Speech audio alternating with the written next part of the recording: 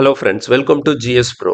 நம்ம சேனல்ல மேக்ஸுக்காக எவ்வளவோ வீடியோ அப்லோட் பண்ணியிருக்கேன். ஆனால் இன்னைக்கு நான் போடக்கூடிய இந்த வீடியோ தான் எல்லாத்தையும் விட ரொம்ப ரொம்ப முக்கியமான வீடியோன்னு சொல்லிட்டு நான் சொல்கிறேன். எதுக்காக அப்படிங்கிறது இந்த வீடியோவை பார்த்து முடிக்கும் போது உங்களுக்கு தெளிவாக புரியும்.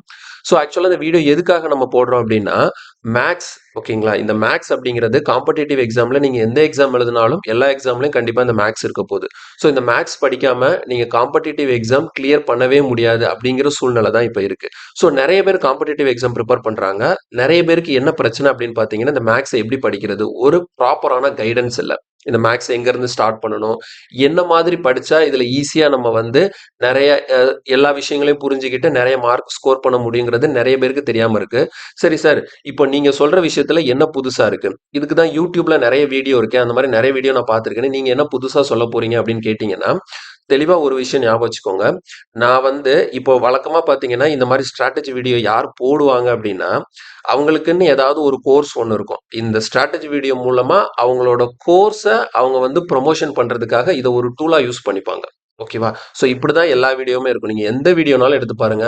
அந்த ஸ்ட்ராட்டஜி வீடியோக்கு இடையிலேயே நம்மகிட்ட கோர்ஸ் இருக்கு, அத நீங்க வாங்கிக்கலாம். நம்மகிட்ட கோர்ஸ் இருக்கு, அத நீங்க வாங்கிக்கலாம்னு சொல்லிட்டு ஒரு கோர்ஸ் விக்கிறதுக்கான ஒரு டூலா தான் பார்ப்பாங்களே தவிர, மத்தபடி முக்கியமா என்ன விஷயம் தேவையோ அதை யாருமே சொன்ன மாதிரி எனக்கு தெரியல. மேபி யாராவது சொல்லியிருந்திருக்கலாம், நான் பார்க்காம கூட இருந்திருக்கலாம். ஸோ இருந்தாலும் எனக்கு வரக்கூடிய நிறைய கேள்வி வந்து மேக்ஸ் எப்படி படிக்கணும் அப்படிங்கிற விஷயத்த வந்து நீங்க போடுங்கன்னு சொல்லிட்டு நிறைய பேர்கிட்ட இருந்து ரெக்வஸ்ட் வந்தது. ஸோ அவங்களுக்காக இந்த வீடியோவை நான் மேக் பண்றேன். ஓகேவா? ஸோ வீடியோவை கடைசி வரைக்கும் பாருங்க. நிறைய விஷயங்களை வந்து நீங்க புரிஞ்சுப்பீங்க. உண்மையான விஷயங்களை நான் சொல்றேன். ஓகே. ஸோ ஃபர்ஸ்ட் நம்ம பார்க்க வேண்டிய விஷயம் வந்து யாருக்கெல்லாம் இந்த வீடியோ, ஓகேங்களா? ஸோ நான் ஸ்டார்டிங்லேயே சொல்லிடுறேன் யாருக்கெல்லாம் இந்த வீடியோன்னு சொல்லிடுறேன். ஸோ இந்த கேட்டகரியில நீங்க இல்லை அப்படின்னா இதை நீங்க இப்பவே ஸ்கிப் பண்ணிட்டு போயிடலாம். ஓகேவா? இதோட நீங்க கட் பண்ணிட்டு போயிடலாம். ஸோ நம்ம போடக்கூடிய இந்த வீடியோ வந்து ஒரு 2 குரூப்பை கவர் பண்ணியிருக்கு. ஒன்று வந்து யார் அப்படின்னு பார்த்தீங்கன்னா கம்ப்ளீட் பிகினர்ஸ். சார் நான் இப்போ காலேஜ் ஃபைனல் இயர் படிச்சுட்டு இருக்கேன் சார், இல்லை இப்போதான் நான் காலேஜ் படிச்சுட்டு இருக்கேன் சார், எப்படியாவது நான் வந்து காலேஜ் முடிச்சு வரும்போது கவர்மெண்ட் எக்ஸாம்ஸ்க்கு தான் நான் ப்ரிப்பேர் பண்ண போறேன், எஸ்எஸ்சி, ஆர்ஆர்பி, பேங்கிங், டிஎன்பிஎஸ்சி எதுவானாலும் இருக்கட்டும். ஓகேங்களா? ஸோ நான் ஒரு கவர்மெண்ட் எக்ஸாம் ப்ரிப்பேர் பண்ண போறேன் சார், எனக்கு மேக்ஸ் எப்படி படிக்கணும்னு சொல்லிட்டு தெரியல, இப்போதான் நான் புதுசா உள்ள வாரேன் அப்படிங்கிறவங்களுக்கு கண்டிப்பா இந்த வீடியோ ஒரு பெரிய ஐ ஓப்பனிங்கா இருக்கும். ஓகே. அடுத்தது 2வது கேட்டகரி, இது முக்கியமான கேட்டகரி. இந்த 2வது கேட்டகரி என்ன அப்படின்னு பார்த்தீங்கன்னா, நிறைய ஸ்டூடெண்ட் என்கிட்ட சொல்லக்கூடிய விஷயம் வந்து, சார் நான் வந்து ஒரு 2 வருஷமா படிச்சுட்டு இருக்கேன் சார், 3 வருஷமா படிச்சுட்டு இருக்கேன் சார். ஸோ மேக்ஸ்ல எல்லா டாப்பிக்கையும் நான் கவர் பண்ணிட்டேன் சார். ஆனாலும் இன்னும் எனக்கு எந்த இம்ப்ரூவ்மெண்ட்டும் வரல. எனக்கு ஒரு வித்தியாசமான கொஸ்டின் கொடுத்தாங்கன்னா என்னால் அதை யோசிச்சு போட முடியல. அதாவது நான் படிச்ச கொஸ்டின் வந்ததுன்னா என்னால் போட முடியுது. ஏதாவது ஒரு கொஸ்டினை அவங்க ட்விஸ்ட் பண்ணி வித்தியாசமா வேற மாதிரி கேட்டாங்க அப்படின்னா அந்த கொஸ்டினை ரீட் பண்ணி என்னால் அதை அண்டர்ஸ்டாண்ட் பண்ணி அந்த கொஸ்டினுக்கு ஆன்சரை கொடுக்க முடியல. நிறைய பேர் பண்றாங்க, என்னால் பண்ண முடியல அப்படிங்கிற கேட்டகரியில் இருக்கிறாங்க. ஸோ இது வந்து கேட்டகரி 2. ஸோ 2 கேட்டகரி நான் சொல்லியிருக்கேன். ஒன்று கேட்டகரி 1 வந்து கம்ப்ளீட்லி பிகினர்ஸ். கேட்டகரி 2 வந்து பிகினர் கிடையாது, ஆல்ரெடி இந்த ஃபீல்டில் இருக்கிறவங்க தான், காலங்காலமா நிறைய வருஷமா மேக்ஸ் படிச்சவங்க தான். ஆனா இருந்தாலும் ஒரு 100% இந்த மேக்ஸ்ல எந்த இம்ப்ரூவ்மெண்ட்டுமே எனக்கு இல்லை, எப்போ பார்த்தாலும் எனக்கு அது புதுசா பார்க்குற மாதிரி இருக்கு. இந்த கேட்டகரியில் இருக்கிறவங்க தான் இந்த செகண்ட் டைப். இந்த 2 கேட்டகரியில் நீங்க இருக்கீங்க அப்படின்னா கண்டிப்பா இந்த வீடியோ ஃபுல்லா பாருங்க.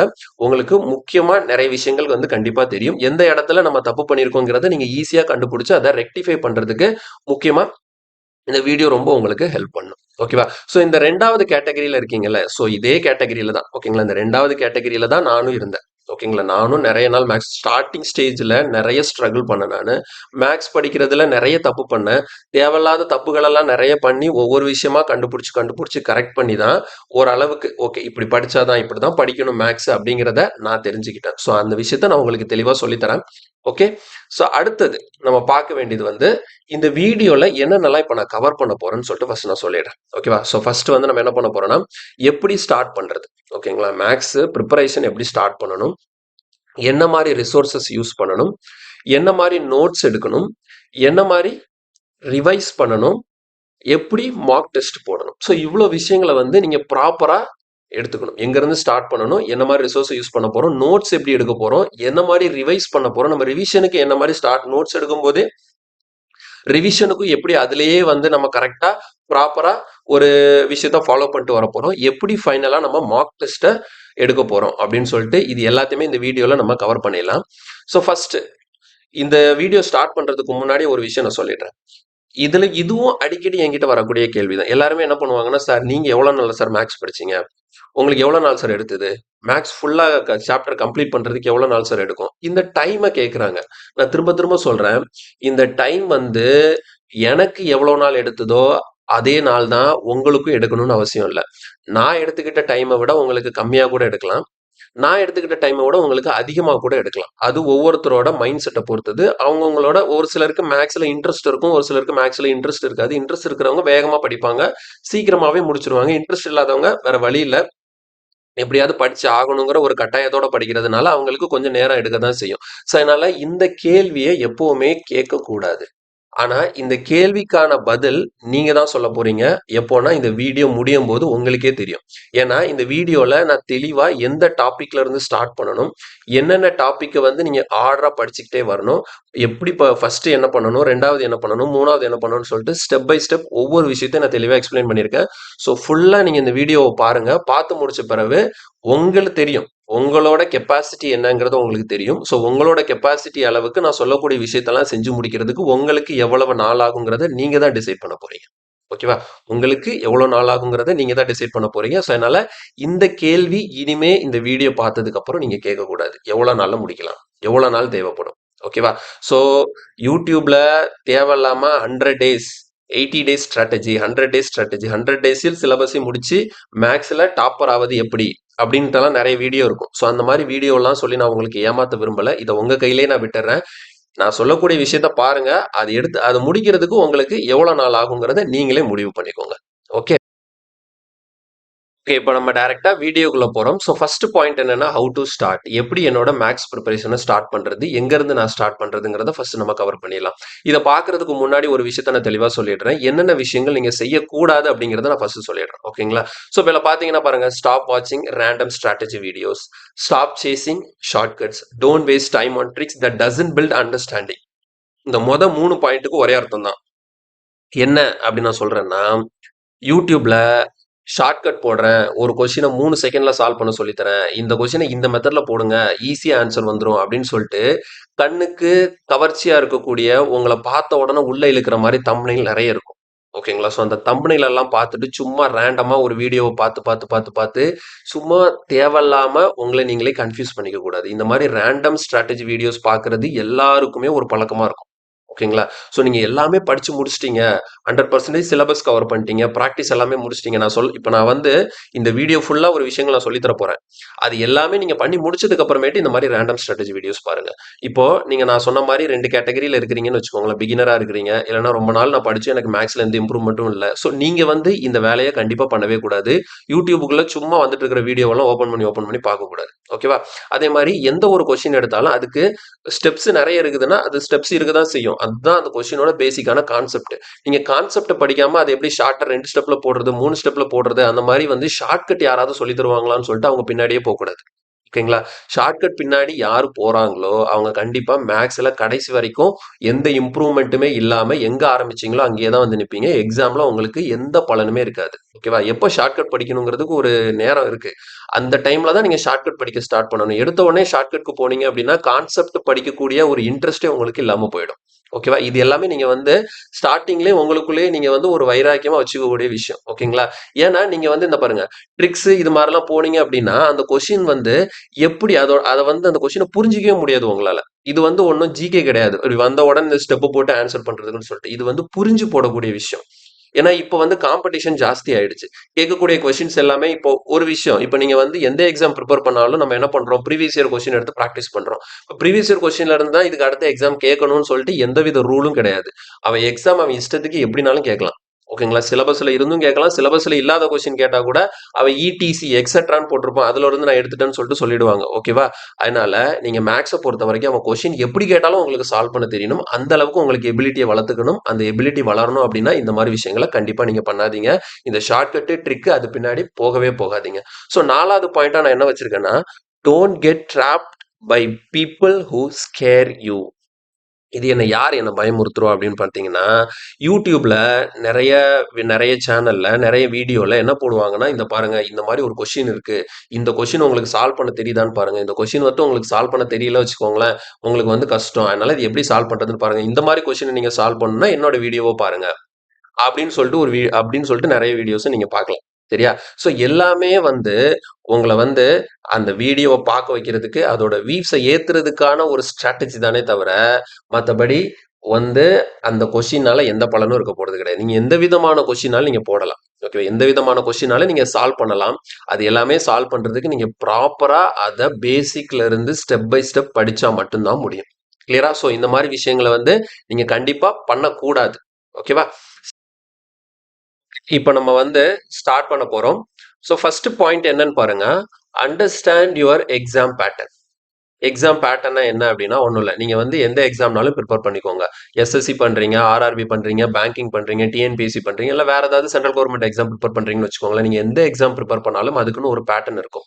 ஸோ இந்த வீடியோ ஃபுல்லாகவே நான் என்ன பண்ண போகிறேன் அப்படின்னா, எக்ஸாம்பிளுக்காக எஸ்எஸ்சி எடுத்து இந்த வீடியோவை நான் சொல்கிறேன். இதை நீங்கள் ஆர்ஆர்பிக்கு அப்படியே அப்ளை பண்ணிக்க வேண்டியதான். ஓகேவா? ஸோ நான் எஸ்எஸ்சிக்கு சொல்கிறேன். மற்றபடி நான் சொல்லக்கூடிய அந்த step by step process SSC RRB எல்லாருக்கும் காமனாக தான் இருக்கும். இப்போ இந்த இடத்துல எக்ஸாம் பேட்டர்ன் வரதுனால இப்போ உதாரணத்துக்கு நான் எஸ்எஸ்சி எடுத்துக்கிறேன். இப்போ எஸ்எஸ்சின்னு வச்சுக்கோங்களேன், நமக்கு 2 ஸ்டேஜ் ஆஃப் எக்ஸாம் இருக்கு இல்லையா? ஒன்று டயர் 1, இன்னொன்று டயர் 2ன்னு சொல்லிட்டு. ஸோ டயர் 1, டயர் 2 இது நம்ம மேக்ஸுக்கான ஸ்ட்ராட்டஜி தான் பார்த்துருக்கோம். இந்த டயர் 1, டயர் 2 ரெண்டுலையுமே நமக்கு மேக்ஸ் இருக்கு. டயர் 1ல பார்த்தீங்கன்னா நமக்கு என்ன கேட்குறாங்க, 25 கொஷின்ஸ் கேட்குறாங்க. அதுக்கு எவ்வளோ மார்க்ஸ் கொடுக்குறாங்க, 50 மார்க்ஸ் கொடுக்குறாங்க. ஓகேவா? இது டோட்டல் எவ்வளோ மொத்தமாக நமக்கு 200 மார்க்ஸுக்கு எக்ஸாம் நடக்குது. சரியா? 200 மார்க்ஸ்க்கு எக்ஸாம் நடக்கும். அதுல 50 மார்க்குக்கு நம்ம என்ன எழுதுறோம், மேக்ஸ் பேப்பர் வருது. அதே மாதிரி டயர் 2ன்னு வச்சுக்கோங்களேன், நமக்கு மொத்தமா 390 மார்க்ஸுக்கு டோட்டல் எக்ஸாம் நடக்கும். இங்க பொறுத்த வரைக்கும் நமக்கு மேக்ஸ்ல 30 கொஸ்டின்ஸ் கேட்குறாங்க.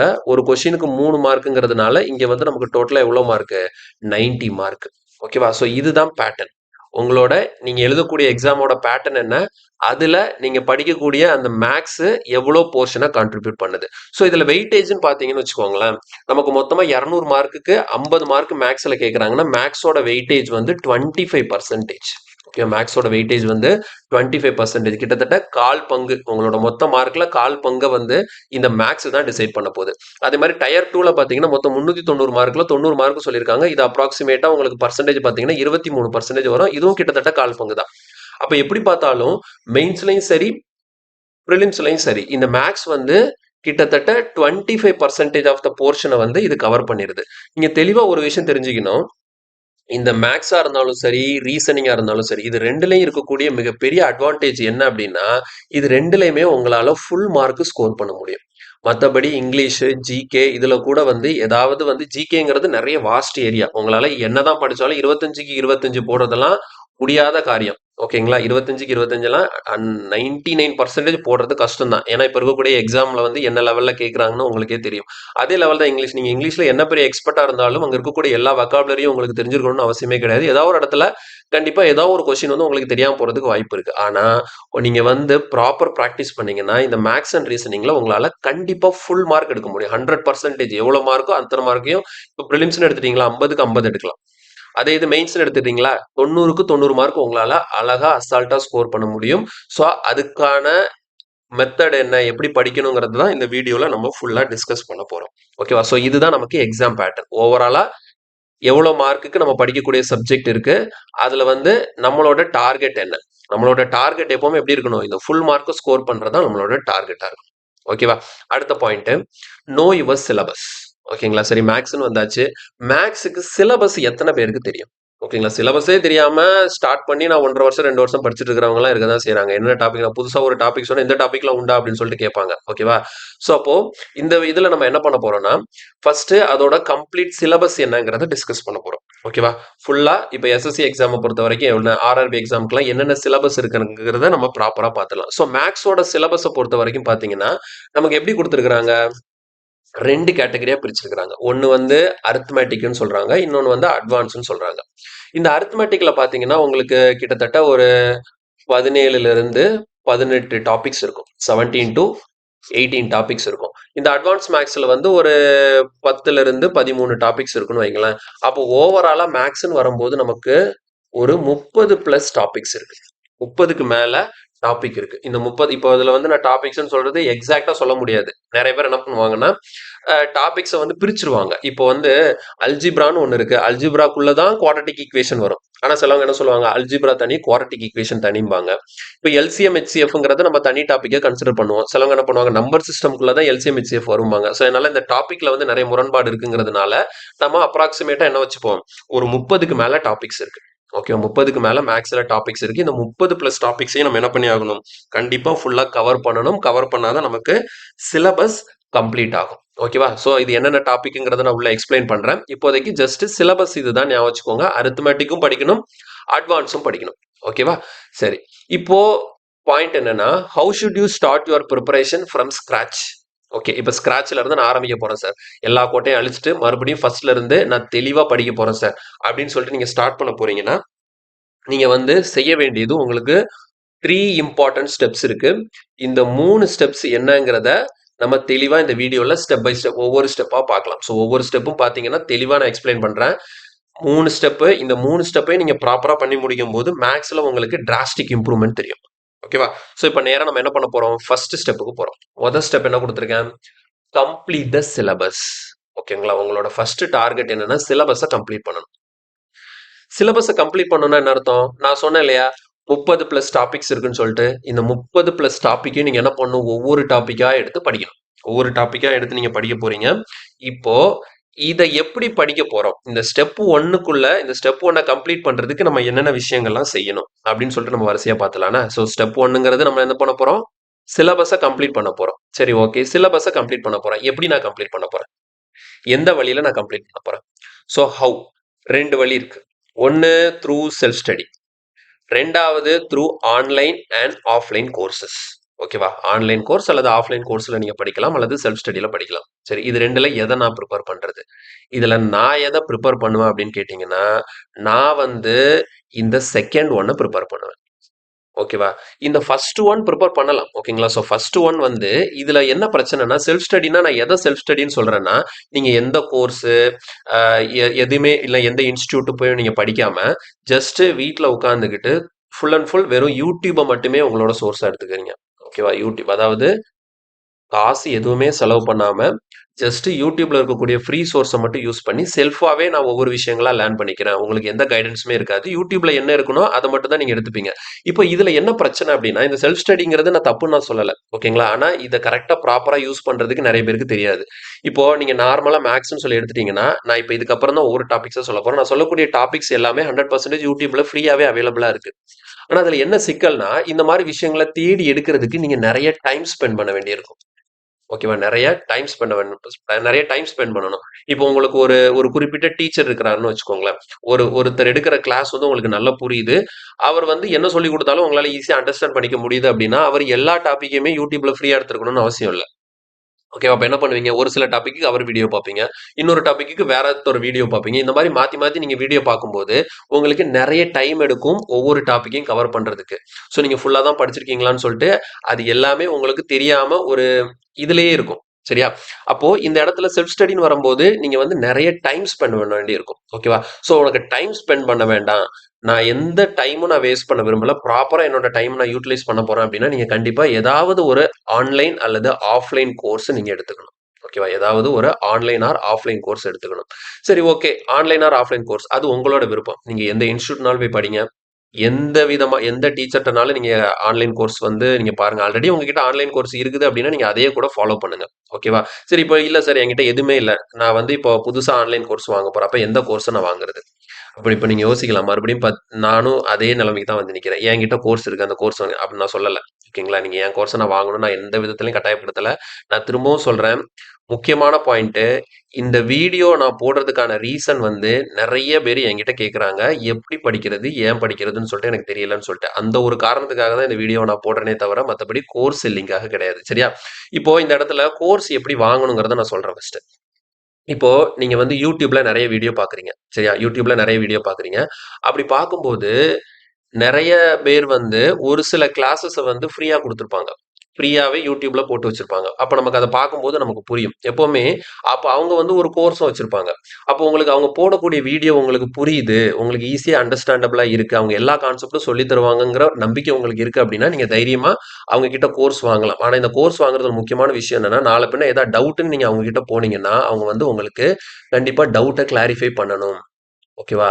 வெறும் ஆன்லைன், ஆஃப்லைன் கோர்ஸ் வாங்குனதோட விட்டது இல்லாம, டவுட்டு பிளஸ்ஸு உங்களுக்கு ப்ராப்பர் கைடன்ஸ் குடுக்கணும். நீங்க ஏதாவது டவுட்டுன்னு சொல்லிட்டு அவங்கள ஈஸியா நீங்க ரீச் பண்ற மாரி இருக்கணும். அவங்க கிட்ட ஏதாவது கேட்டாலும் சரி இப்போ ஒரு வேளை அவங்க கிட்ட நெறைய ஸ்டூடண்ட்ஸ் இருக்கிறாங்கன்னா, அவங்களால ஈஸியா வந்து உங்ககிட்ட டவுட் எல்லாம் கிளாரிஃபை பண்ண முடியாது. ஆனா டவுட் கிளாரிஃபை பண்றதுக்கு ஏதாவது ஒரு வழி இருக்கணும். ஓகேங்களா? ஸோ அந்த மாரி இருக்கிற கோர்ஸ வந்து நீங்க பிரிஃபர் பண்ணணும். அந்த மாரி இருக்கக்கூடிய கோர்ஸ வந்து நீங்க கம்ப்ளீட்டா பிரிஃபர் பண்ணணும். ஸோ நீங்க வந்து ஏதாவது ஒரு கோர்ஸ் வழியா நீங்க ஆனா அந்த கோர்ஸ்ல வந்து நீங்க பார்க்கக்கூடிய இன்னொரு விஷயம் என்னன்னா, அவங்க ஃபுல் அண்ட் ஃபுல் கான்செப்ட்ட ஃபர்ஸ்ட் சொல்லி தராங்களான்னு தான் தெரியணும். இங்க வந்து ஷார்ட் ட்ரிக் பின்னாடி போகாதீங்க. ஃபுல்லா கான்செப்ட்ட சொல்லி தராங்களாங்கிறத கன்ஃபார்ம் பண்ணிக்கோங்க. யாராவது இந்த கோர்ஸ் யூஸ் பண்றாங்கன்னா, அவங்க கான்செப்ட்ல கான்சன்ட்ரேட் பண்றாங்களா? இல்லது ஷார்ட் ட்ரிக்ல கான்சன்ட்ரேட் பண்றாங்களாங்கிறத கவனமா பார்த்துக்கோங்க. ஓகேவா? ஸோ ஷார்ட் ட்ரிக்ல தான் அவங்க ஃபுல் ஃபோக்கஸும் இருக்கு. கான்செப்ட்ல வந்து அவங்க பெருசா ஒண்ணும் குடுக்கல. இதெல்லாம் தேவையில்ல படிக்க வேணாம்னு சொல்லிட்டு விட்டுட்டு போறாங்கன்னா, அந்த கோர்ஸ வந்து நீங்க வந்து கண்டிப்பாக அத வந்து நீங்க வந்து அது பின்னாடி போக்கூடாது. சரியா? அதே மாரி ஷார்ட் ட்ரிக்க தான் ஃபுல்லா கான்சன்ட்ரேட் பண்றாங்கனால, அவங்க பின்னாடி நீங்க போகாதீங்க. கான்செப்ட் ஓரியன்டடா யாரு டீச் பண்றாங்களோ, அவங்க கூட அப்போ ஒரு கொஸ்டின் இருக்குன்னா, அந்த கொஸ்டின கான்செப்ட்ல சொல்லணும். அந்த கொஸ்டின கான்செப்ட்ல சொன்னதுக்கு அப்புறமேட்டு வேணா ஷார்ட் ட்ரிக் சொல்லலாம். ஓகேங்களா? அப்ப அந்த மாரி இருந்தா பிரச்சனை இல்ல. கான்செப்ட்டே சொல்லாம வெறுமனே ஷார்ட் ட்ரிக் 3 செகண்ட்ல 2 ஸ்டெப்ல நான் போட்டு சொல்லி தரேன்னு சொல்லிட்டு, அந்த மாரி இருக்கக்கூடிய டீச்சர்ஸ் பின்னாடி போக்கூடாது. ஓகேவா? ஸோ நீங்க ஆன்லைன், ஆஃப்லைன் கோர்ஸ்குள்ள இந்த ஆஃப்லைன்னா நான் இன்ஸ்டிடியூட் போய் படிக்கிறதுன்னு சொல்றேன். என்ன பொறுத்தவரைக்கும் இப்போ நீங்க வந்து 100% இன்ஸ்டிடியூட் போறதெல்லாம் எனக்கு தெரிஞ்சு ஒரு ஒர்த்தே கிடையாது. ஓகேங்களா? ஸோ இன்ஸ்டிடியூட்ல எந்த இன்ஸ்டிடியூட்லயுமே அந்த அளவுக்கு பெருசாலாம் நமக்கு வந்து எடுத்து சொல்லி தரதில்ல. நீங்க ஆன்லைன்லனா உங்களுக்கு இஷ்டப்பட்ட நேரத்துல நீங்க உட்கார்ந்து படிக்கலாம். இப்ப இன்ஸ்டிடியூட் போனீங்கன்னா, உங்களுக்கு ப்ராப்பரா டெய்லியும் போயிட்டு கிளாஸஸ் அட்டெண்ட் பண்ணணும். என்னைக்காவது ஒரு நாள் லீவ் போட முடியும். 2 நாள் லீவ் போடுது அப்படின்னா, அந்த இடத்துல கிளாஸ் மிஸ் ஆகும். அது பின்னாடி திரும்ப நம்ம இதாகணும். அது தேவையில்லாத பிரச்சனை. அதனால நீங்க ஆன்லைன் கோர்ஸ் போறது better compare to offline course. ஓகேவா? ஸோ இந்த ஆஃப்லைன் கோர்ஸ்ல நீங்க இன்ஸ்டிடியூட் போய் படிக்கிறது எப்ப நீங்க எடுத்துக்கலாம் அப்படின்னா, ஜஸ்ட் நீங்க வந்து சும்மா ஸ்டடி பண்றதுக்கு வேணா இன்ஸ்டிடியூட் யூஸ் பண்ணிக்கலாம். ஒரு சிலருக்கு வீட்ல இருந்து தனியா படிக்கிறதுக்கு கஷ்டமா இருக்கும். இப்ப நீங்க ஜிஎஸ் படிக்கிறீங்க, இங்கிலீஷ் படிக்கிறீங்க, இல்ல மேத்ஸ் கூட போட்டு பார்க்குறேன். வீட்ல இருந்தா தூக்கம் வருது அப்படின்னா, நீங்க இன்ஸ்டிடியூட்ல போனீங்கன்னா, அங்க ஏதாவது படிக்கிறதுக்குன்னு சொல்லிட்டு குரூப் ஆஃப் பீப்பிள் இருப்பாங்க. ஸோ அவங்க கூட ஒரு கம்யூனிட்டி கிரியேட் பண்றதுக்கு வேணா அந்த இன்ஸ்டிடியூட் யூஸ் ஆகுமே தவிர, அதர்வைஸ் நீங்க வந்து ஆன்லைன்ல கோர்ஸ் வாங்கி படிக்கிறது தான் உங்களுக்கு நல்லதாக இருக்கும். அதுதான் உங்களுக்கு டைமும் கூட சேவ் பண்ணும். ஸோ ஆன்லைன் கோர்ஸ நீங்க எப்படி நான் செலக்ட் பண்ணணுங்கிறத தெளிவா சொல்லிட்டேன். புரியுதுல்ல? ஸோ யாரு கான்செப்ட் ஓரியன்டடா உங்களுக்கு வந்து ப்ராப்பரா எல்லாத்தையும் டீச் பண்றாங்களோ, அந்த கோர்ஸ மட்டும் நீங்க வாங்குங்க. தேவையில்லாம காசு செலவு பண்ணி 4, 5 கோர்ஸ் நான் வாங்கி வச்சிருக்கிறேன் சார். இப்ப இந்த 4, 5 கோர்ஸ்ல வந்து எந்த கோர்ஸ சார் நான் ஃபாலோ பண்றதுன்னு தெரியாம இருக்கு சார். அப்படிலாம் கிடையாது. ஒரு கோர்ஸ செலக்ட் பண்ணுங்க. அந்த ஒரு கோர்ஸ வாங்கிட்டீங்களா, ஸ்டார்ட்டிங்ல இருந்து எண்ட் வரைக்கும் அந்த கோர்ஸ்ல இருக்கக்கூடிய வீடியோஸ் ஃபுல்லாத்தையும் பாருங்க. இல்ல ஒரு பாதி தூரம் பார்க்கும்போது, இல்ல இவரு கான்செப்ட் ஒழுங்கா சொல்லி தர மாரி தெரியலன்னா, அப்ப அப்படியே அந்த அந்த இத கட் பண்ணிடுங்க. ஓகேவா? அந்த இத கட் பண்ணிட்டு ஃப்ரெண்ட்ஸோட டிஸ்கஸ் பண்ணுங்க. யாரு கான்செப்ட் தெளிவா சொல்லி தரான்னு சொல்லிட்டு. ஓகேங்களா? ஸோ இல்லன்னா, நீங்க வந்து என்ன பண்ணலாம் அப்டின்னா, இ இப்போ இதுல எனக்கு என்ன கேள்வி வருங்கிறத நான் சொல்றேன் பாருங்க. சார் நீங்களே சொல்லிருங்க சார். எது சார் நல்ல கோர்ஸா இருக்கும்னு சொல்லிட்டு, இப்ப அடுத்த கேள்வி எனக்கு வரும். ஓகேவா? நீங்களே கேட்பீங்க. எனக்கு வந்து தெரியல சார். எந்த கோர்ஸ்ல யாரு கான்செப்ட் நல்லா சொல்லி தரான்னு சொல்லிட்டு எனக்கு தெரியல. இப்ப என்ன பொறுத்தவரைக்கும், நான் தமிழ்ல பெருசா கான்செப்ட் யாரும் கான்சன்ட்ரேட் பண்ற மாரி எனக்கு தெரியல. நான் வந்து ஃபுல் அண்ட் ஃபுல் படிச்சது ஃபுல்லா நார்த் இந்தியன் சேனல் தான். நார்த் இந்தியன் சேனல்ல அபிநய் சர்மா, ககன் பிரதாப், அப்புறமேட்டு இன்னொருத்தர் உண்டு ராகேஷ் யாதவ். இவங்க எல்லாமே கான்செப்ட்ட வந்து கிளியரா சொல்லி தருவாங்க. அவங்க வீடியோஸ் தான் நான் ஃபுல்லா பார்த்தேன். ஏன்னா நான் வந்து கிட்டத்தட்ட எக்ஸாம் கிளியர் பண்ணிட்டேன். ஓகேங்களா? ஸோ நான் எஸ்எஸ்சி எக்ஸாம் கிளியர் பண்ணிட்டேன். நான் எக்ஸாம் கிளியர் பண்ணி கிட்டத்தட்ட 7 வருஷம் ஆகுது. அதுக்கு முன்னாடி 3 வருஷம், அதுக்கப்புறம் கிளியர் பண்ணதுலருந்து இப்போ வரைக்கும் ஒரு 10 வருஷமா நான் வந்து மேத்ஸ் டீச் பண்ணிட்டு இருக்கேன். ஸோ மேத்ஸ் நான் டீச் பண்றதுனால ஸ்டூடெண்ட்டோட அந்த இது எனக்கு புரியும். அவங்களுக்கு என்னென்ன கேள்விலாம் வருங்கிறது எனக்கு தெளிவா தெரியும். பேசிக்ல இருந்து அவங்க என்ன மாரி வித்தியாசமான டவுட் எல்லாம் கேட்பாங்கங்கிறது எனக்கு தெரியும். அதனால இந்த இடத்துல கண்டிப்பா ஒரு கொஸ்டின் கேட்பாங்க. எந்த கோர்ஸ்ங்கிறத நீங்களே சொல்லுங்கன்னு சொல்லிட்டு. ஓகேவா? நீங்க வந்து உங்களுக்கு ஹிந்தி பிரச்சனை இல்ல. எனக்கு அவங்க சால்வ் பண்றத வச்சு என்னால அண்டர்ஸ்டாண்ட் பண்ணிக்க முடியும். லாங்குவேஜ் ஒரு மேட்டர் இல்ல அப்டின்னா, நீங்க வந்து கண்ண மூடிட்டு நார்த் இந்தியன் சேனல் ஏதாச்சும் ஒரு சேனல வாங்கிடுங்க. ஓகேவா? ஸோ பெஸ்ட்டு நீங்க ககன் பிரதாப் சேனல் வாங்கணும். அதெல்லாம் ரொம்ப சீப்பா தான் இருக்கும். உங்களுக்கு ஒரு 1000க்குள்ளேயே முடிஞ்சிரும். மொத்த கோர்ஸுமே கவர் ஆயிடும். ஓகேவா? ஸோ அதனால நார்த் இந்தியன் தான் என்ன பொறுத்தவரைக்கும் பெஸ்ட்டு. தமிழ்ல பெருசா யாருமே அந்த கான்சன்ட்ரேட் பண்றதில்ல. அந்த கான்செப்ட்ல பெருசா கான்சென்ட்ரேட் பண்றது இல்ல. எல்லாமே நான் ஒரு 2, 3 இது நான் எடுத்து பார்த்தேன். என்கிட்ட வரக்கூடிய கம்ப்ளைண்ட்டும் அதுதான். சார் நான் இந்த கோர்ஸ் வாங்கி வச்சிருக்கேன். இந்த கோர்ஸ்ல வந்து அந்த அளவுக்கு தெளிவாலாம் சொல்லி தரல. இந்த கோர்ஸ் வந்து வாங்கிட்டேன் சார். இதுல வந்து பார்த்தும் எனக்கு ஒண்ணும் புரியல. கான்செப்ட் வந்து அவங்க கிளியரா சொல்லி தரலன்னு தான் நெறைய கம்ப்ளைண்ட் என்கிட்ட வருது. ஓகேவா? அதனால நீங்க வந்து டைரக்ட்டா நீங்க வந்து நார்த் இந்தியன் சேனலுக்கு போயிரலாம். ஓகேவா? நெக்ஸ்ட். இப்போ வேர் டூ ஸ்டார்ட். எங்க இருந்து நான் ஸ்டார்ட் பண்ணணும்? ஓகேவா? ஸோ நான் எப்படி ஸ்டார்ட் பண்ண போறேன் அப்படின்னு பார்த்தீங்கன்னா, ஸோ உங்களோட ஃபர்ஸ்ட் ஸ்டார்ட்டிங் வந்து நான் 2 விதமா சொன்னேன் இல்லையா? மேத்ஸ்ல சிலபஸ். அரித்மெட்டிக் இருக்குன்னு சொல்லியிருந்தேன். அட்வான்ஸ் இருக்குன்னு சொல்லியிருந்தேன். அதனால நீங்க ஃபர்ஸ்ட் என்ன பண்ண போறீங்கன்னா, அரித்மெட்டிக்க ஃபர்ஸ்ட் நீங்க கான்சன்ட்ரேட் பண்ணணும். ஓகே. அரித்மெட்டிக்கு தான் ஃபர்ஸ்ட் கான்சன்ட்ரேட் பண்ணணும். 2வது தான் நீங்க வந்து அட்வான்ஸ் படிக்கணும். சரியா? 2வது தான் நீங்க அட்வான்ஸ். ஸோ ஃபர்ஸ்ட் அரித்மெட்டிக்ல இருந்து ஸ்டார்ட் பண்ண போறோம். அடுத்து 2வது நம்ம என்ன பண்ண போறோம்? அட்வான்ஸ் படிக்க போறோம். So okay. இது ஒவ்வொன்னத்தையும் நான் என்ன பண்ண போறேன்? டிஃபரெண்ட் ஃபேஸஸா பிரிச்சு குடுக்குறேன். எந்தெந்த டாபிக்ல இருந்து நீங்க ஸ்டார்ட் பண்ணணும்னு சொல்லிட்டு. ஸோ பாருங்க ஃபேஸ் 1. இப்போ நீங்க மேத்ஸ் பிரிப்பரேஷன் ஸ்டார்ட் பண்ணிட்டீங்க. ஃபர்ஸ்ட் ஃபேஸ் 1 நீங்க முடிக்கக்கூடிய டாபிக்லாம் நான் குடுத்துருக்கேன் பாருங்க. First percentage. அடுத்து பர்சன்டேஜ் ஓரியன்டா இருக்கக்கூடிய profit and loss, discount, SI CI, instalment. இதுல ஒரு விஷயம் மட்டும், ஒரு சின்ன சேஞ்சஸ் மட்டும் நான் சொல்றேன் பாருங்க. இந்த பர்சன்டேஜ் நீங்க படிச்சு முடிச்ச உடனேயே இந்த ப்ராஃபிட் அண்ட் லாஸ் படிக்கிறதுக்கு முன்னாடி இதுக்கு இடையில நீங்க வந்து ஜஸ்ட் ரேஷியோவை படிச்சிடலாம். ரேஷியோ அண்ட் ப்ரப்போர்ஷன் இருக்கு இல்லையா? ரேஷியோ அண்ட் ப்ரப்போர்ஷன் அதை இங்கேயே நீங்க படிக்கிறது பெட்டர். ஓகே. ஸோ ஃபேஸ் 1ல அப்போ மொத்தம் உங்களுக்கு எத்தனை டாபிக் வந்துடும்னா 6 டாபிக் வந்துடும். இந்த 6 டாபிக் தான் நீங்க ஃபர்ஸ்ட் படிக்கணும். நீங்க மேத்ஸ் ப்ரிப்பரேஷன் ஸ்டார்ட் பண்றீங்க அப்படின்னா இந்த 6 டாபிக் படிக்க போறீங்க. பர்சன்டேஜ் படிக்கிறீங்க, அதுக்கடுத்து ரேஷியோ அண்ட் ப்ரப்போர்ஷன் படிக்கிறீங்க, profit and loss, discount, simple interest, compound interest, instalment. ஆக்சுவலா சிம்பிள் இன்ட்ரெஸ்ட் தனி டாபிக், காம்பவுண்ட் இன்ட்ரெஸ்ட் தனி டாபிக்னு சொல்லுவாங்க. நான் ரெண்டையும் சேர்த்து ஒன்னாவே கொடுத்துறேன். நீங்க ஃபர்ஸ்ட் சிம்பிள் இன்ட்ரெஸ்ட் பார்த்துட்டு காம்பவுண்ட் இன்ட்ரெஸ்ட் பாருங்க.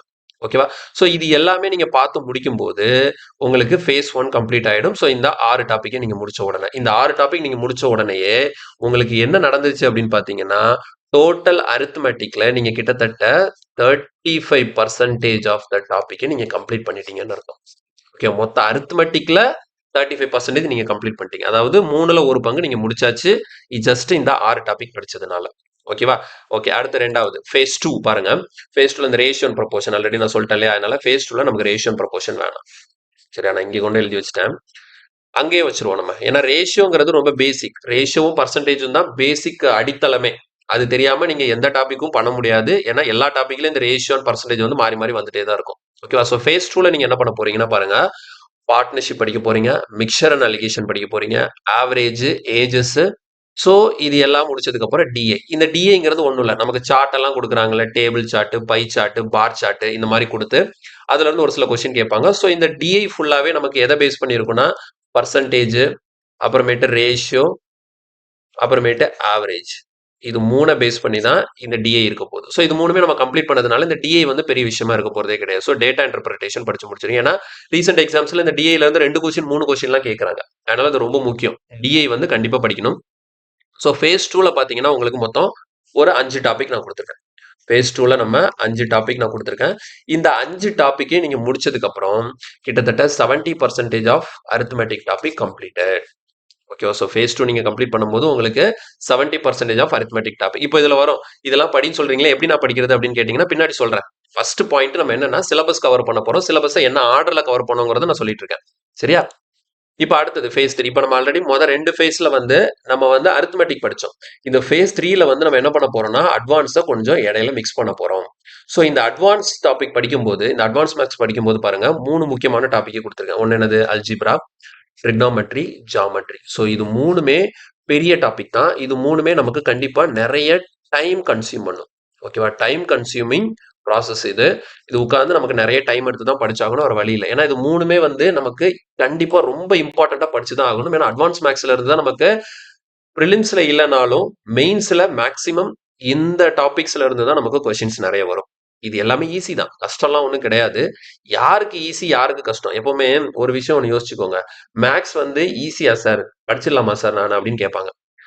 மேக்ஸ் ஈஸியா கஷ்டமாங்கிறத நீங்க தான் முடிவு பண்ணணும். அது யாருக்கு ஈஸியா இருக்கும், யாருக்கு கஷ்டமா இருக்குங்கிறத மட்டும் நான் சொல்லிடுறேன்.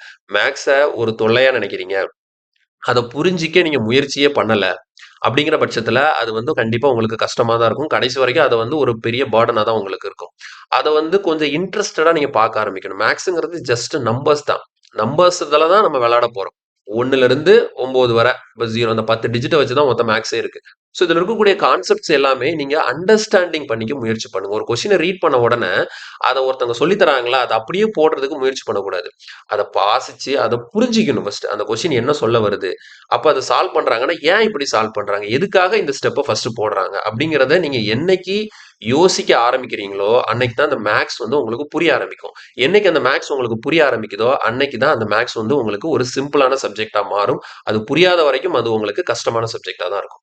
கிளியரா புரியுதா? ஸோ அதனால எப்பவுமே அண்டர்ஸ்டாண்டிங் தான். நீங்க அது கூட ஒரு அண்டர்ஸ்டாண்டிங், ஒரு கெமிஸ்ட்ரி உங்களுக்கு ஒர்க் அவுட் ஆயிடுச்சுன்னு வச்சுக்கோங்களேன், மேக்ஸ் வந்து இருக்கிறதுல ரொம்ப ஈஸியான டாபிக்ங்கிறத நீங்களே சொல்லுவீங்க. ஓகே, ஸோ ஃபேஸ் 3ல நம்ம இந்த 3 டாபிக்கை கவர் பண்ண போறோம். Algebra, trigonometry and geometry. So இது கொஞ்சம் டைம் எடுக்க தான் செய்யும் இந்த ஃபேஸ் 3க்கு. ஓகேவா? ஸோ இதுக்கு ஏத்தாப்புல நீங்க வந்து இந்த 3 டாபிக்கை முடிக்கிறீங்க ஃபேஸ் 3ல. அடுத்த ஃபேஸ் 4ல பாருங்க, இதுல மறுபடியும் நம்ம அரித்மெட்டிக் வரோம்.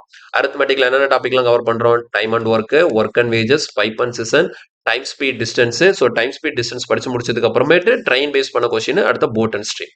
ஓகேவா? இதுல ஒரு 6 டாபிக் நான் கொடுக்குறேன். ஸோ இந்த 6 டாபிக் நீங்க படிக்கும்போது கிட்டத்தட்ட ஒரு 90% ஆஃப் அரித்மெட்டிக் கம்ப்ளீட் ஆயிடுச்சு. ஓகேவா? அரித்மெட்டிக்ல நான் சொல்றேன், அரித்மெட்டிக்ல நீங்க 90% கம்ப்ளீட் பண்ணிடுவீங்க ஃபேஸ் 4ல. அடுத்து நெக்ஸ்ட் பாருங்க ஃபேஸ் 5. இந்த ஃபேஸ் 5ல மறுபடியும் நான் என்ன பண்றேன், அட்வான்ஸ் மேக்ஸ்க்கு வரேன்.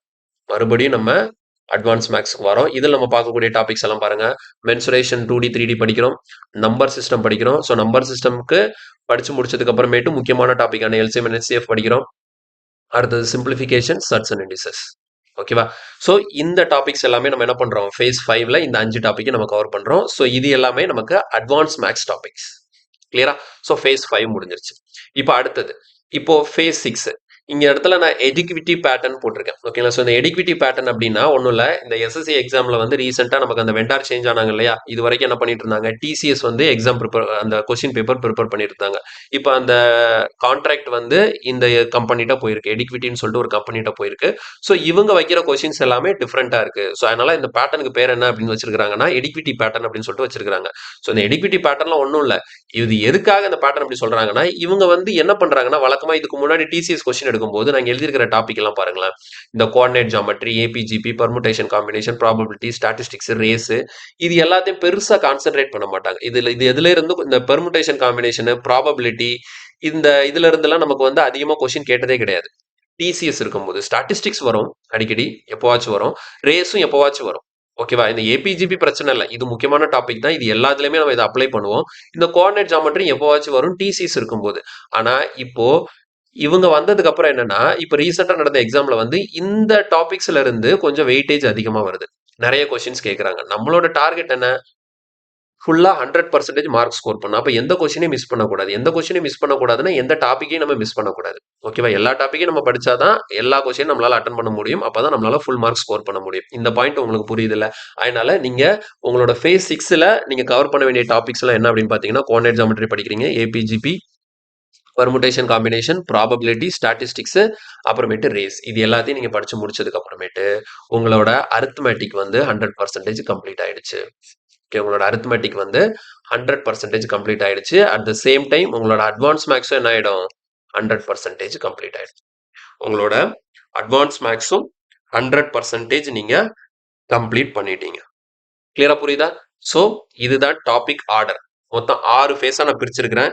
இந்த 6 ஃபேஸையும் நீங்க வரிசையா நான் சொன்ன ஆர்டர்ல நீங்க சிலபஸ் ஒவ்வொரு டாபிக்கா முடிச்சுட்டு வந்தீங்கன்னா உங்களுக்கு சிலபஸ் கம்ப்ளீட் ஆயிடும். சரி, ஓகே, சிலபஸ் கம்ப்ளீட் ஆகிறதுக்கு நான் டாபிக் ஆர்டர் சொல்லிட்டேன். இப்போ அடுத்த பாயிண்ட் என்ன, எப்படி படிக்கணும்னு தெரியணும்ல, எப்படி நம்ம படிக்கணுங்கிறது தெரியணும். சரி, ஓகே, அதை நான் இப்போ சொல்லித்தரேன். ஓகேவா? ஸோ இப்போ பாருங்க, நான் இந்த இடத்துல என்ன கொடுத்துருக்கேன், ஹவு டு டேக் நோட்ஸ். இப்போ நீங்க படிக்க போறீங்க அப்படின்னா நான் சொல்றேன்ல, இப்போ நீங்க ஃபர்ஸ்ட் டாபிக் நான் என்ன கொடுத்தேன், பர்சன்டேஜ் கொடுத்தேன். ஓகே, ஸோ நீங்க பர்சன்டேஜ் எடுக்கிறீங்க. சரியா? பர்சன்டேஜ் எடுக்கிறீங்க. இப்போ பர்சன்டேஜுக்கு ஏதோ ஒரு சாரோட வீடியோவை எடுத்துக்கிட்டீங்க. இப்போ பர்சன்டேஜ்னு பார்க்கும்போது அவர் வீடியோ போட்டிருக்கிறாரு. இப்போ பர்சன்டேஜ்னு வச்சுக்கோங்களேன், மினிமமா நான் சொல்றேன், மினிமம் 15 வீடியோ இருக்கும். மினிமம் 15 வீடியோ இருக்கும். இப்போ ஒரு சிலர் வந்து 2 மணி நேரத்துல பர்சன்டேஜ் வீடியோ எடுத்து போட்டிருப்பாங்க. 3 மணி நேரத்துல total complete percentage in just 4 hours அப்படின்னு சொல்லி போட்டிருப்பாங்க. அப்படிலாம் இருந்ததுன்னா அந்த வீடியோக்குள்ள போகாதீங்க. ஓகேவா? ஸோ பர்சன்டேஜை நீங்க ஒரு கோர்ஸா வாங்கும்போது அவங்க வந்து ப்ராப்பரா ஒவ்வொரு கொஸ்டினும் எக்ஸ்பிளைன் பண்ணியிருப்பாங்க ஸ்டார்டிங்ல இருந்து. ஸோ அப்போ அதுக்கு வந்து மினிமம் 15 வீடியோ, ஒரு வீடியோ 1 மணி நேரம்னாலும் நமக்கு மொத்தம் எவ்வளோ, 15 ஹவர்ஸ் தேவைப்படும் இதை ஃபுல்லா பார்த்து முடிக்கிறதுக்கு. பர்சன்டேஜை ஃபுல்லாக பார்த்து முடிக்கிறதுக்கு நமக்கு மினிமம் 15 மணி நேரம் தேவைப்படும். இந்த 15 மணி நேரம் இருந்து அதுல இருந்து ஒவ்வொரு கொஸ்டினாக கொடுத்துருப்பாங்க. ஸோ அப்போ அந்த 15 மணி நேரம் அந்த வீடியோ பார்க்குறோம். 15 வீடியோ இருக்கா? இந்த 15 வீடியோவில் இந்த பர்சன்டேஜில் ஒரு 10 டைப் இருக்குன்னு வச்சுக்கோங்க. நான் எக்ஸாம்பிளுக்கு சொல்கிறேன். ஒரு 10 டைப் இருக்கு. 10 டைப்ஸ் ஆஃப் கொஸ்டின்ஸ் வந்து அதில் இருக்குதுன்னு வச்சுக்கோங்களேன். அப்போ நீங்கள் என்ன பண்ணணும்? இப்போ நார்மலாக 15 வீடியோன்னு வச்சுக்கோங்களேன். இந்த 15 வீடியோ 15 மணி நேரத்தில் அந்த இதில் என்ன பண்ணியிருப்பாங்கன்னா ஒரு 200 + கொஸ்டின் வந்து அவங்க டோட்டலாக சால்வ் பண்ணி போட்டிருப்பாங்க. அந்த மொத்த வீடியோலையும் 200க்கு மேல இருக்கக்கூடிய கொஸ்டின்ஸ் அவங்க சால்வ் பண்ணியிருப்பாங்க. ஓகேவா? அதை நீங்க டைப்பா பிரிச்சீங்கன்னா ஒரு 10 டைப்ஸ் இல்லைன்னா 15 டைப்ஸ் ஆஃப் கொஸ்டின் தான் இருக்கும். அப்ப நீங்க என்ன பண்ண போறீங்க? நோட்ஸா எழுத போறீங்க. திரும்பவும் நான் சொல்றேன், ஒரு விஷயம் புரிஞ்சுக்கோங்க. நோட்ஸ் அப்படிங்கிறது நீங்க கைப்பட தான் எழுதணும். உங்களுக்கு புரியுதா? ஸோ தேவையில்லாம நான் இப்போ இப்போ நம்ம சேனலே எடுத்துட்டீங்கன்னு வச்சுக்கோங்களேன். நான் ஒவ்வொரு டாபிக் முடிஞ்ச உடனே நோட்ஸை வந்து நம்மளோட ஆப்ல வந்து அப்லோட் பண்ணுவேன். ஸோ நான் அதை எடுத்துட்டு அதை அப்படியே பிரிண்ட் அவுட் போட்டு அதை நான் யூஸ் பண்ணிக்கிறேன். அந்த நோட்ஸே நான் என் நோட்ஸா வச்சுக்கிறேன்னா அது இது ஒரு நல்ல விஷயமே கிடையாது. மேக்ஸை நீங்க வந்து நோட்ஸ் எடுக்கிறீங்க அப்படின்னா உங்க கைப்பட நீங்க நோட்ஸ் எழுதுனா மட்டும்தான் அது வந்து உங்களுக்கு யூஸ்ஃபுல்லா இருக்குமே தவிர மற்றவங்களோட நோட்ஸை நீங்க ஃபாலோ பண்றதுல எந்த ஒரு பலனுமே கிடையாது. ஏன்னா நீங்களா நோட்ஸ் எழுதும்போது ஒரு கொஸ்டின் பார்ப்பீங்க. அப்போ இப்போ 10 டைப் இருக்கு. அப்போ 10 டைப்ல நான் என்ன சொல்லியிருக்கேன்? ஒவ்வொரு டைப்ல இருந்தும் ஒரு 2 கொஸ்டினை மட்டும் எழுதுங்க. இந்த 200 கொஸ்டினை உட்காந்து எழுதக்கூடாது. நம்ம பண்ணக்கூடிய பெரிய தப்பு என்னன்னா, மொத்தம் 15 வீடியோ இருக்கு. ஒரு 200, 250 கொஸ்டின் இருக்குன்னா 250 கொஸ்டினை உட்காந்து எழுதி நான் நோட்ஸ் எழுதுறேன்னு சொல்லிட்டு அவ்வளவுக்கு உட்காந்து நோட்ஸ் எழுதக்கூடாது. ஓகேங்களா?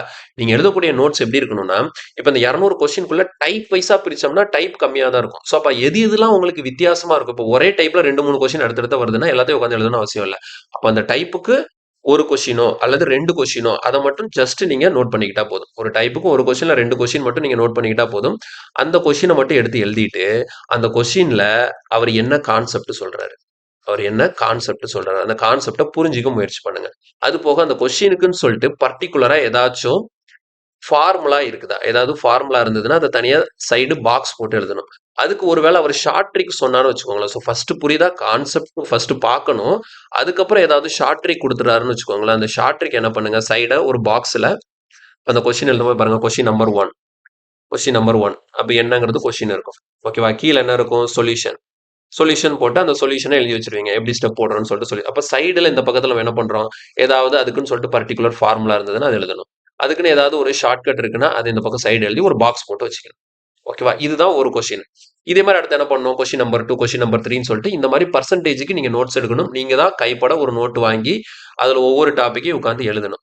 ஓகேவா? ஸோ இந்த கம்ப்ளீட் த சிலபஸ் இந்த ஸ்டெப் 1ங்கிறது நிறைய டைம் எடுக்கும். ஓகேவா? நிறைய டைம் எடுக்கும். இதை உட்காந்து நீங்க பொறுமையா பண்ணாதான் உங்களுக்கு வந்து பின்னாடி படிக்கும்போது உங்களுக்கு ரிவைஸ் பண்றதுக்கு ரொம்ப இது ஹெல்ப்ஃபுல்லா இருக்கும்.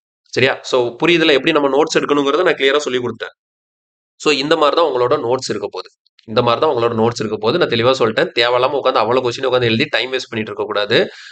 கொஸ்டின் பாருங்க, 15 மணி நேரம் வீடியோ இருக்கு. அதுல என்னென்ன டிஃப்ரெண்ட் டைப்ஸ் வருதுங்கிறத மட்டும் எடுத்துட்டு அந்த ஒரு டைப்புக்கு ஒரு கொஸ்டின் 2 கொஸ்டின் மட்டும் எடுத்துட்டு அந்த கான்செப்ட் எப்படி, ஃபார்முலா எப்படி, ஷார்ட் ட்ரிக் எப்படிங்கிறத தெளிவா நீங்க அதுல இருக்கக்கூடிய எந்த டிஃப்ரெண்ட் டைப்ஸும் மிஸ் ஆகாம எல்லா டைப்பும் கவர் ஆகுற மாதிரி உங்க நோட்ஸ் கம்ப்ளீட்டா இருக்கணும். தெளிவா புரிஞ்சுதா? இப்படிதான் நம்ம நோட்ஸ் எடுக்க போறோம். ஓகே, இப்போ நோட்ஸ் எடுத்தாச்சு. ஓகேவா? இப்போ நான் சொன்ன ஆர்டர்லயே வாங்க. பர்சன்டேஜ் முடிங்க. பர்சன்டேஜ் முடிச்சதுக்கப்புறம் ரேஷியோ பாருங்க. ரேஷியோக்கு அப்புறம் ப்ராஃபிட் அண்ட் லாஸ். ஓகேவா? ஸோ இந்த ஆர்டர்ல ஒவ்வொரு டாப்பிக்கா எடுத்து நான் சொன்ன அந்த 30+ டாபிக்ஸ்க்கும் உங்களுக்கு என்ன ஆயிடும்? நோட்ஸ் வந்து ப்ரிப்பேர் ஆயிடும். ஓகே, இப்போ அடுத்த பாயிண்ட் கன்சிஸ்டன்சி மேட்டர்னு சொல்லியிருக்கேன். இப்போ என்ன பிரச்சனை வரும் அப்படின்னு சொல்லிட்டு பார்த்தீங்கன்னா, இது டெய்லி உட்காந்து நம்ம படிக்கிறோம். படிக்கும்போது தேவையில்லாம நமக்கு தேவையில்லாத எண்ணங்கள் வரும். என்னடா இது ஒரு கடுப்பா இருக்கு. உட்காந்து படிச்சுக்கிட்டே இருக்கிறோம். எப்போ இதை நம்ம முடிக்க போறோம்னு சொல்லிட்டு. தெளிவா ஒரு விஷயம் ஞாபகம் வச்சுக்கோங்க. எந்த ஒரு செயல் செய்யணும்னாலும் அதுக்கு ஃபவுண்டேஷன் ரொம்ப முக்கியம். இப்போ நீங்க ஒரு வீடு கட்டுறீங்கன்னு வச்சுக்கோங்களேன். வீடு கட்டினா ஃபர்ஸ்ட் என்ன பண்ணணும்? ஃபவுண்டேஷன் போடணும். வீடு கட்டுறோம்னா ஃபர்ஸ்ட் ஃபவுண்டேஷன் போடணும். ஃபவுண்டேஷன் போட்டதுக்கு அப்புறம் தான் அது மேல என்ன பண்ணுவாங்க? செவுரு, வால் கட்டுவாங்க. வால் கட்டினதுக்கு அப்புறம் தான் அது மேல என்ன பண்ணுவாங்க? ரூஃப் போடுவாங்க. புரியுதா? ஸோ இந்த 3 ப்ராசஸ் எந்த செயல் செஞ்சாலும் இந்த 3 ப்ராசஸ் வந்து ப்ராப்பரா கரெக்டா இருந்தா மட்டும்தான் உங்களால அதுல சக்சஸ் பண்ண முடியும். ஸோ இங்க நான் ஃபவுண்டேஷன் சொல்றது, நீங்க இந்த மாதிரி சிலபஸை கம்ப்ளீட் பண்றீங்க இல்லையா? அதுதான் உங்களுக்கான ஃபவுண்டேஷன். நீங்க எந்த அளவுக்கு ஃபவுண்டேஷன் ஸ்ட்ராங்கா போடுறீங்களோ அந்த அளவுக்கு அந்த வீடு ஸ்ட்ராங்கா இருக்கும். நீங்க எந்த அளவுக்கு ஃபவுண்டேஷன் மேக்ஸ்ல போடுறீங்களோ அந்த அளவுக்கு உங்களுக்கு அந்த மேக்ஸ்ல இருக்கக்கூடிய நாலேஜ் வந்து ஸ்ட்ராங் ஆகும். என்ன கொஸ்டின் கேட்டாலும் சால்வ் பண்ணக்கூடிய எபிலிட்டி வரும். நான் சொல்ற மாதிரி நான் ஏமாத்த விரும்பல. மேக்ஸ் வந்து ரொம்ப ஈஸி தான் அப்படிங்கிற மாதிரி நான் ஏமாத்த விரும்பல. அது கொஞ்சம் கஷ்டம் தான். ஸ்டார்டிங்ல படிக்கிறதுக்கு நிறைய கஷ்டப்படுத்தும். ஆனா அந்த கஷ்டத்தை யாரு சமாளிச்சு அதை முடிச்சு வெளியே வராங்களோ அவங்களால தான் வேலை வாங்க முடியும். ஏன்னா இப்ப இருக்கிற காம்படிஷன் உங்களுக்கு தெரியும். ஓகேவா? நான் சொல்லியிருந்தேன் இல்லையா, 10,00,000 பேர் அப்ளை பண்ணா 10,00,000 பேர் அப்ளை பண்ணா அதுல வெறும் 10,000 போஸ்ட் தான் எடுக்க போறாங்க. அப்ப 10,00,000த்துல 10,000ங்கிறது ஜஸ்ட் 1% தான். அப்போ எக்ஸாம் எழுதுறதுல 100ல ஒருத்தருக்கு தான் வேலை கிடைக்க போகுது. உங்களோட எய்ம் என்ன? அந்த 100ல ஒரு ஆளா இருக்கணும் அப்படின்னா சும்மா நான் இந்த முக்கியமான டாபிக் எல்லாம் படிக்கிறேன், இந்த டாபிக் எல்லாம் நான் ஸ்கிப் பண்றேன் அப்படிலாம் உங்களால ஒண்ணுமே பண்ண முடியாது. நீங்க 100% எல்லாத்தையும் படிச்சாதான் உங்களால இந்த 1%க்குள்ள வர முடியும். இந்த 1%க்குள்ள வரணும்னா அதுக்கேத்தாப்புல எஃபர்ட் நீங்க போட்டு தான் ஆகணும். புரியுதா? ஸோ 1%க்கு தான் உங்களுக்கு வேலை கிடைக்குது. மீதி இருக்கக்கூடிய 99% ஆஃப் த பீப்புள் என்னதான் ஆகுறாங்க? ஃபெயில் தான் ஆகுறாங்க. ஓகேவா? மீதி இருக்கக்கூடிய 99% வந்து ஃபெயில் ஆகுறாங்க. ஃபெயில் ஆகுறாங்கன்னா என்ன அர்த்தம்? இந்த 10,000த்துக்குள்ள வர முடியாம போயிடுறாங்க. ஓகே, டாப் 1%ல வர முடியாம போயிடுறாங்க. அப்ப இந்த 1% ஆஃப் த பீப்புளா இருக்கணும்னா அதுக்கு நம்ம எவ்வளவு உழைக்கணும்? அந்த விஷயத்த வந்து யாருமே கொடுக்க தயாரா இல்ல. சரியா? ஸோ அதனால தேவையில்லாம கண்ட விஷயங்கள பார்த்துட்டு, மேத்ஸ் ஈஸி 50 நாள்ல மேத்ஸ் முடிச்சிடலாம். என் கோர்ஸ வாங்குங்கன்னு சொல்லிட்டு, தேவையில்லாம உங்களுக்கு அந்த காட்டக்கூடிய அந்த கவர்ச்சிகரமான அட்வர்டைஸ்மென்ட் பின்னாடி போகாதீங்க. யோசிங்க. ஒரு விஷயம் செய்றதுக்கு முன்னாடி யோசிங்க. ஓகேவா? நமக்கு மேத்ஸ் வந்து கஷ்டம். நம்ம ஸ்கூல் லெவல்ல இருந்து படிச்சதே இல்ல. அப்படிங்கிற சிச்சுவேஷன்ல இருக்கிற ஸ்கூல் இப்ப வந்து சிலவங்க 10த்தோட மேத்ஸ் முடிச்சிருப்பாங்க. 11த், 12த்ல இருந்து வேற ஏதோ குரூப் எடுத்து அந்த மாதிரி நான் ஹிஸ்ட்ரி குரூப் போயிட்டேன் சார். வேற ஆர்ட்ஸ் குரூப் போயிட்டேன் சார். அதனால மேத்ஸ் அதுக்கப்புறம் எனக்கு வந்ததே இல்ல. இப்பதான் நான் புதுசா மேத்ஸ்க்கு வரேங்கிறப்போ, உங்களுக்கு மேத்ஸ் திரும்ப ரீகால் பண்ணி உள்ள கொண்டு வரது கொஞ்சம் கஷ்டமா தான் இருக்கும். ஆனா, அது கொஞ்சம் கஷ்டப்பட்டு தான் ஆகணும். ஆனா, ப்ராப்பரா நீங்க இந்த ஃபவுண்டேஷனுக்கு நீங்க நெறைய டைம் குடுத்து, ஃபவுண்டேஷன கிளியரா போட்டுட்டீங்க அப்படின்னா, இதுக்கு மேல இருக்கக்கூடிய விஷயங்கள ஈஸியா உங்களால கிளியர் பண்ணிட்டு போயிட்டு இருக்க முடியும். ஸோ, அதனால இந்த கன்சிஸ்டன்சி ரொம்ப முக்கியம். கேப் விடாம டெய்லி ஒரு டைம் ஃபிக்ஸ் பண்ணிக்கோங்க. இப்போ டெய்லி ஒரு டைம் ஃபிக்ஸ் பண்றேன்னா எப்படின்னா, இப்போ இத்தன மணில இருந்து இத்தன மணி வரைக்கும் நான் படிக்க போறேன்னு வச்சுக்கோங்களேன். இப்ப அது கூட நான் வேணா ஒரு சஜஷன் சொல்றேன். இப்ப டெய்லி நீங்க மேத்ஸ் வந்து ஒரு பிகினரா இருக்கிறீங்க அப்படிங்கிற பட்சத்துல, கண்டிப்பா ஒரு 3 டூ 4 ஹவர்ஸ் வந்து நீங்க மேத்ஸ்க்காக செலவு பண்ணணும். 3ல இருந்து 4 மணி நேரம் நீங்க கண்டிப்பாக மேத்ஸ்க்காக செலவு பண்ணி தான் ஆகணும். இந்த 3ல இருந்து 4 மணி நேரம் நீங்க டெய்லி படிச்சுட்டே இருக்கணும். ஏதாச்சும் ஒரு நாள் உங்களால படிக்க முடியல. இப்போ வந்து நம்மளும் மனுஷன் தானே. கண்டிப்பா ஒரே வேலைய டெய்லி செஞ்சுட்டு இருக்க முடியாது. இடையில 1 நாள், 2 நாள் ஏதாவது முக்கியமான வேலை இருக்கலாம். இல்ல உடம்பு சரியில்லாம போகலாம். அப்போதைக்கு கேப் விழுந்துரலாம். அப்ப அந்த கேப் விழும்போது என்ன பண்ணணும் அப்படின்னா, அந்த கேப் இப்போ உதாரணத்துக்கு பாருங்க. இப்போ ஃபர்ஸ்ட் டே ஃபுல்லா completed. Second day completed. Third day completed. இப்போ ஃபோர்த் டே வந்து என்னால கம்ப்ளீட் பண்ண முடியல. அன்னைக்கு என்னால படிக்க முடியல. ஏதோ ஒரு வேலை வந்துருச்சு. எனக்கு உடம்பு சரியில்ல. எனக்கு ஏதோ மூட் இல்ல, மூட் ஸ்விங்கா இருக்கு. என்னால சரியா இது பண்ண முடியலன்னு சொல்லிட்டுனாலும் பிரச்சனை இல்ல. ஸோ இப்போ 5த் டே வந்துருச்சுன்னு வச்சுக்கோங்களேன். இப்போ இன்னைக்கு என்ன ஆயிடுச்சு? ஒரு நாள் படிக்காம விட்டுட்டோம். இப்போ 5வது நாள்ல இருந்து என்ன பண்ணணும்னா, இந்த ஒரு நாள நம்ம என்ன பண்ண போறோம்? காம்பன்சேட் பண்ண போறோம். இப்ப என்ன பண்ணுவேன்? இப்ப 5வது நாள் வழக்கமா நான் 4 மணி நேரம் படிப்பேனா, அப்ப கூட ஒரு 1 மணி நேரம் சேர்த்து ஒரு 5 மணி நேரமா நான் படிக்கிறேன். ஏன்? நான் இந்த ஒரு நாள் படிக்கல இல்லையா? அப்ப இந்த மாரி காம்பன்சேட் பண்ணிட்டே வந்தீங்கன்னா, உங்களுக்கு அந்த சிலபஸ் முடிக்கிறதுக்கான டைம உங்களால குறைக்க முடியும். புரியுதா? ஸோ நீங்க எந்த அளவுக்கு கன்சிஸ்டன்சியா இருக்கிறீங்களோ, அந்த அளவுக்கு ஃபாஸ்ட்டா உங்களோட சிலபஸ நீங்க கவர் பண்ணி முடிச்சிடலாம். கிளியரா புரியுதுல்ல? ஓகே. அடுத்தது நெக்ஸ்ட் இப்போ நீங்க வந்து ஸ்டெப் 1 முடிச்சிட்டீங்க. இப்ப அடுத்தது ஸ்டெப் 2. ஸ்டெப் 2ல என்ன பண்ண போறீங்கன்னா, பிராக்டிஸ் பிஒய்க்யூ. சரியா? இந்த பிராக்டிஸ் இதுதான் நான் சொன்னேன் இல்லையா? 2வது இது. வீடு கட்டுறதுல ஃபவுண்டேஷன் போட்டாச்சு. இப்ப என்ன பண்ண போறோம்? அதுக்கு செவுரு கட்ட போறோம். ஓகேங்களா? அதுக்கு வால் கட்ட போறோம். ஸோ இந்த வால் கட்டுறத நீங்க வந்து ப்ரீவியஸ் இயர் கொஸ்டின் எடுத்து ஃபுல்லா பிராக்டிஸ் பண்ணணும். இத நான் எங்க இருந்து பிராக்டிஸ் பண்ணணும் அப்படின்னு சொல்லிட்டு பார்த்தீங்கன்னா, ஒண்ணுமே தேவையில்ல. சும்மா இதுக்கும் தேவையில்லாம YouTubeல போயிட்டு கண்ட வீடியோ பார்த்துட்டு பழைய கொஸ்டின் ஐயோ! இந்த கொஸ்டின் எனக்கு சால்வ் பண்ண முடியல. இந்த கொஸ்டின் சால்வ் பண்ண முடியலன்னு சொல்லிட்டு பயந்துட்டு இருக்கக்கூடாது. ஓகேவா? எல்லாமே YouTubeல போனீங்கன்னா, நீங்க பார்க்கக்கூடிய நெறைய விஷயங்கள் உங்கள பயமுறுத்த தான் செய்யும். திடீர்னு அவன் ஏதாவது ஒரு கொஸ்டின் எடுத்து சால்வ் பண்ணுவான். என்ன இந்த கொஸ்டின் நான் பார்த்த மாரியே இல்ல, வித்தியாசமா இருக்கு. ஐய்யயோ! அப்ப நான் படிக்கலையோ, எனக்கு தெரியலையோ, ஐயோ! நான் படிச்சதெல்லாம் தப்பா போயிருச்சோ! அப்ப அந்த மாரி மைண்ட் செட் எல்லாம் உங்களுக்கு வரவே கூடாது. நான் சொல்றத மட்டும் ஃபாலோ பண்ணுங்க. Practice PYQ.